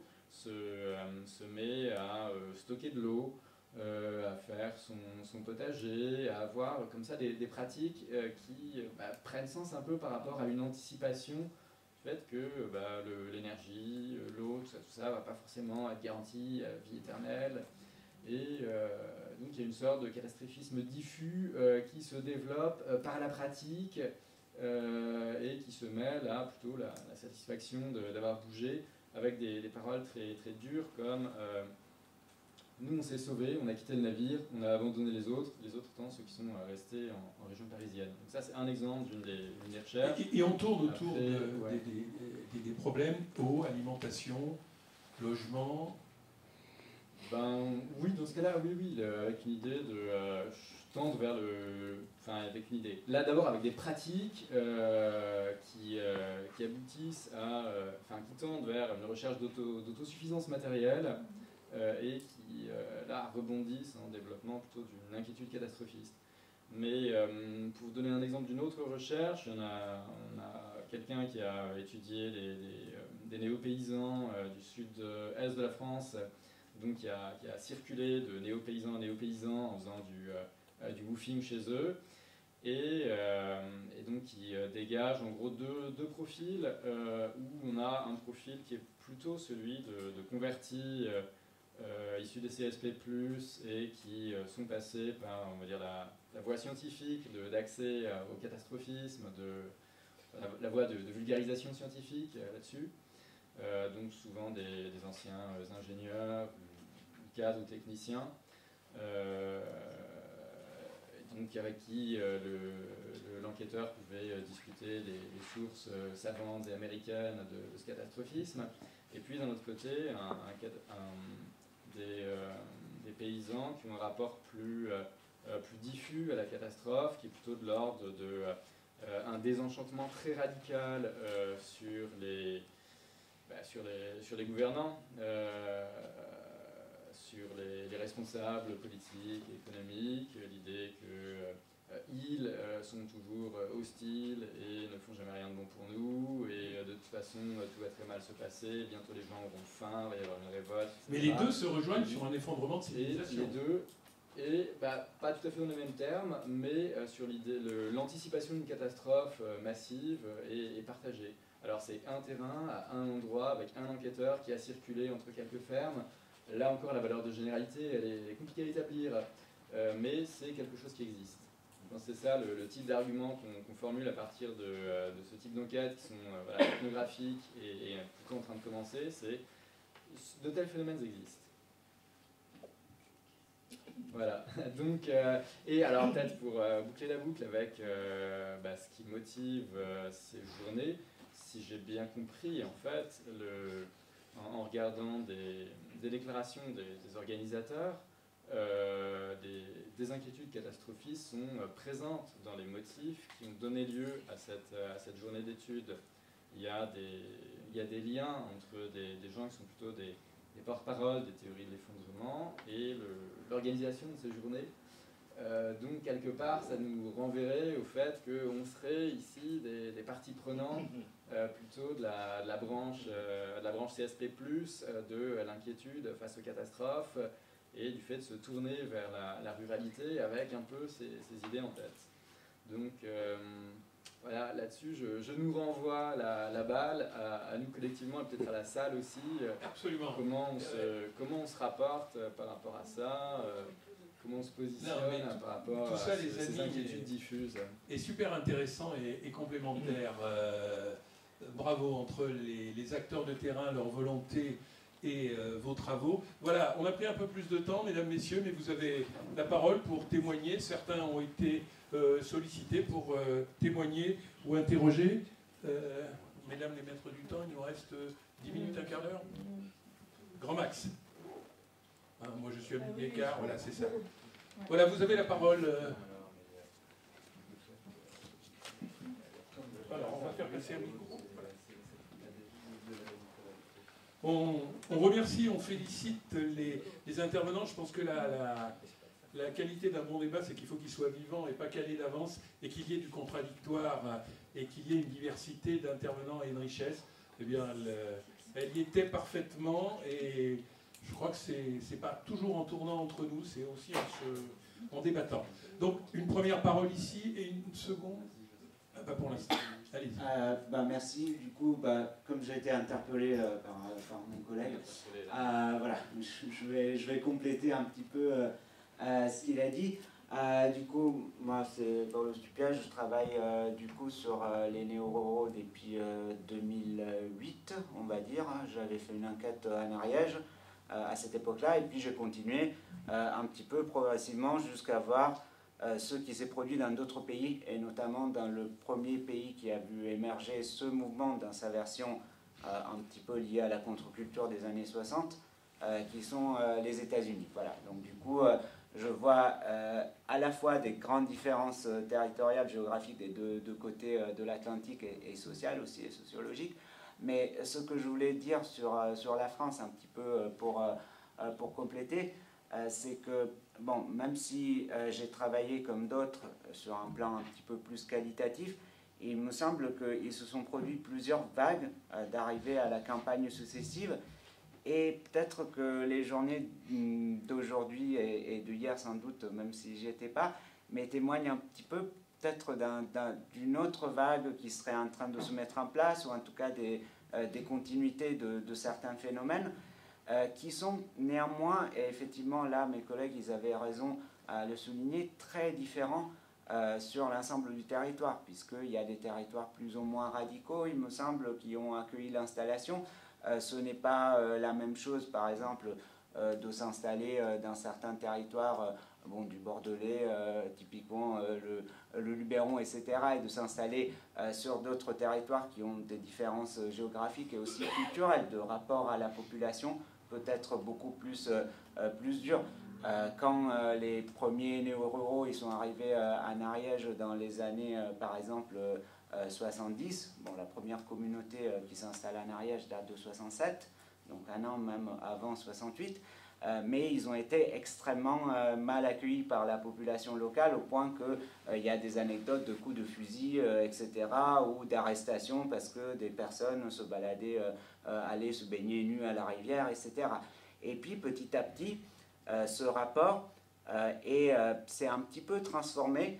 Alors aujourd'hui, on note une amélioration relative, mais là encore, à l'intérieur du territoire lui-même, à l'intérieur du département, il y a des très grandes différences, par exemple, entre la montagne et, on va dire, les collines ou la moyenne plaine qui va vers Toulouse. Donc, vous voyez, déjà, il y a cet aspect très territorialisé qui me semble important à souligner, et il y a aussi cet aspect un petit peu par vague d'installation, alors avec des vagues très différentes. Bon, moi, dans mon travail, j'avais un petit peu insisté sur cela à Nariège, mais l'une de mes collègues historiennes a fait la même chose en Ardèche. On a vu plusieurs vagues d'installations qui se sont succédées, où d'ailleurs les profils n'étaient pas du tout les mêmes. Par exemple, dans les années 90, on a eu une vague d'installation à la campagne de populations très marginalisées, en situation de paupérisation extrême, qui correspondaient pour partie à des personnes plus au profil punk, etc., ou des personnes qui voyageaient en camion, etc. Et ces populations restent malgré tout dans certains territoires. Et ils ne sont pas absolument pas intégrés à la population locale, et je doute qu'ils soient en volonté de s'intégrer. Pour vos 14 ans d'études, vous avez commencé en 2008. Depuis 2008, qu'est-ce qui a le plus changé dans le regard que vous portez sur les néo-ruraux? Ça a changé déjà le regard que je porte à mes travaux de 2008, sans doute, parce qu'il y a une évolution. Mais mon regard, ça s'est transformé surtout sur la pluralité de mouvements de retour à la Terre. Si vous voulez, quand j'ai commencé en 2008, les derniers travaux qui étaient encore disponibles, sur lesquels moi je me suis appuyé, ils dataient des années 70. C'était les travaux des années 80. Et pendant longtemps, les chercheurs se sont un peu désintéressés. Donc là, on a une pluralité des chercheurs qui s'intéressent au niveau universitaire aux néo-ruraux. Et il me semble que c'est intéressant parce que petit à petit, plus on avance collectivement, moi, vous savez, je suis contre cette idée un peu dans la recherche d'avoir des chasses gardées, des thèmes qu'on défend bec et ongle, etc.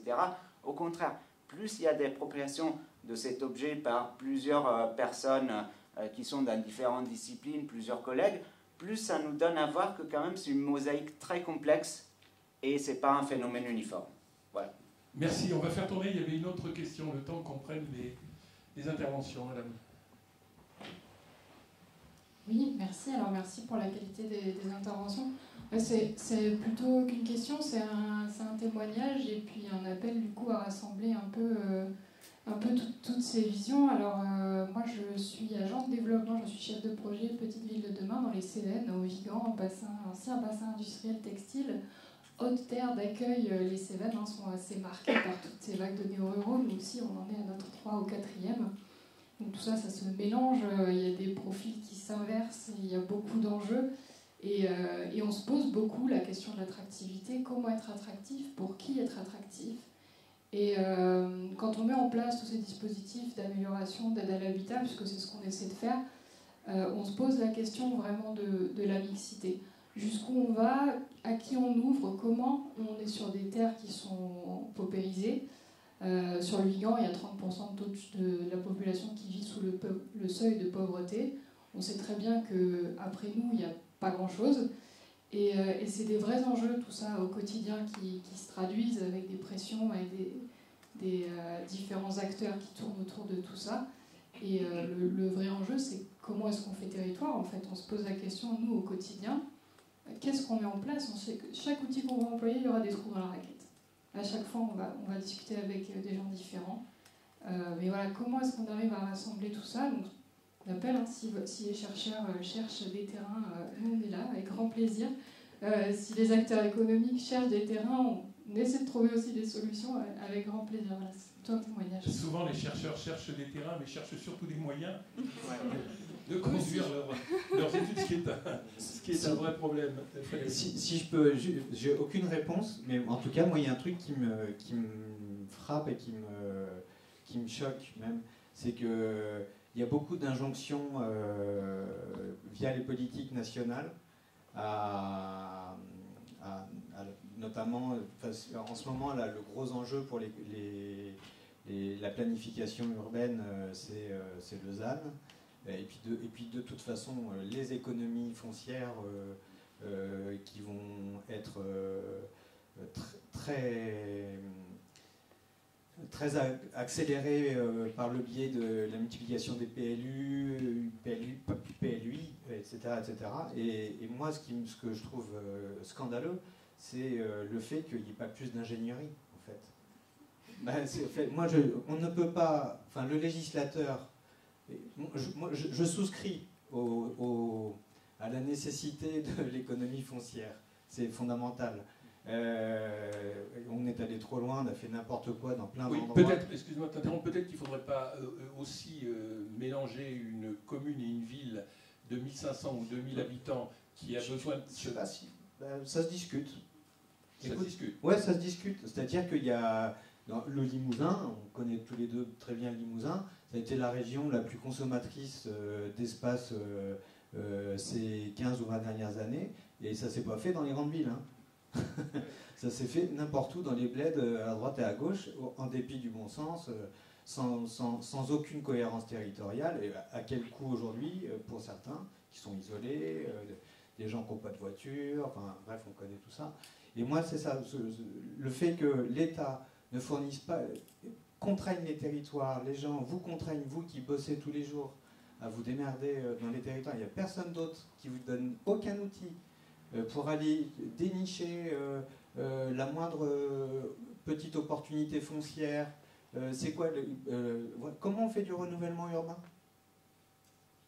Est-ce que chaque Comcom a son architecte? Il faudrait un CAUE, on en parlait hier, un CAUE par Comcom. Ce serait le minimum. Et voilà, et vous galérez tous à déjà avoir une secrétaire.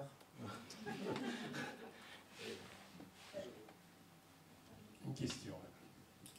Oui, bonjour, David de Habreux. Moi, je dirige l'AMTA, une agence culturelle régionale, qui à la base travaillait sur les musiques traditionnelles. Alors, vous allez dire comment on parle de l'accueil et les musiques traditionnelles. Aujourd'hui, on travaille sur le champ du patrimoine culturel immatériel au sens large, c'est-à-dire l'oralité présente sur ces territoires. Et la question de l'accueil, elle arrive forcément à un moment donné, parce qu'il y a un grand volet collectage, c'est-à-dire recueil de la parole, d'aller chez les gens. Et je peux vous dire qu'on sent, parce qu'il y a une espèce de pouls sensible des territoires, et on sent les territoires qui vont s'en sortir, ou d'autres qui vont être en grande difficulté demain. On a parlé, j'ai un exemple concret, le massif du Mézin, un territoire entre l'Ardèche et le sud de la Haute-Loire, et le plateau du Césalier. On a travaillé en même temps sur 2 projets sur ce territoire, on a pris le temps d'aller collecter de la mémoire, mais moi qui suis curieux, qui ai une base historienne, un peu sociologue, je leur dis mais pourquoi vous venez habiter là? Pourquoi vous installez? Et on voit les blocages qu'il peut avoir. Tu as parlé des questions de foncières, bien sûr. Quelqu'un qui débarque, il veut s'installer pour élever des chèvres. Encore une mythologie qu'on donne aussi, un pays rêvé qui n'existe pas, hein, si ce n'est dans sa tête, et parce qu'il a lu des livres, ou alors il a vu des reportages, venez dans le Nouveau Monde, l'Auvergne Nouveau Monde, à un moment c'était ça le slogan. Quand il arrive sur place, il voit que des blocages, que des freins, parce que, lui, il arrive avec son rêve, et il veut arriver à son rêve, et sur le terrain, eux, ils sont pas prêts, ils n'ont pas vu son rêve, ils sont pas prêts, donc il y a un balancier à avoir entre du marketing, tu disais territorial, de la communication, on en fait beaucoup, et comment on travaille en local pour que les gens soient prêts à accueillir aussi. C'est-à-dire, si on ne fait pas un travail en local en disant, même accueillir des touristes, ça ne se fait pas du jour au lendemain. Je veux dire, Clermont-Ferrand n'est pas réputée comme la ville la plus touristique du monde. Vous allez parler de vin d'Auvergne dans des restaurants de Clermont-Ferrand, ils vont dire, ils ne sont pas bons, je vous conseille un Bordeaux. Ça a changé ces dernières années. Mais c'est bien une mise en tourisme du territoire pour accueillir, quoi. Et là, accueillir des gens et s'installer, c'est à la fois faire un travail en amont chez les gens qui veulent partir comme vous faites, dire attention, ça va pas être si facile que ça, mais surtout en local, est-ce que les gens sont prêts dans une dynamique de l'accueil? Alors il y a des bonnes nouvelles, je veux dire, on peut aller au bar et entendre ils font chier les Parisiens ou les clichés classiques qu'on retrouve forcément, parce que quand on arrive au bar, moi qui suis de Rion, j'arrive dans le Mézin, je suis un étranger en fait, j'habite pas ici. Donc ils vont sortir des clichés comme ça. Mais après, quand on creuse un peu, ils font tiens, lui il a pris cette route, il sait pas qu'elle est bloquée, je prépare le tracteur, je vais aller le sortir. Et ils sont quand même dans l'aide et dans l'entraide. Donc on sent ces éléments un peu irrationnels qui sont importants, parce qu'aller habiter quelque part, c'est une part d'irrationnel.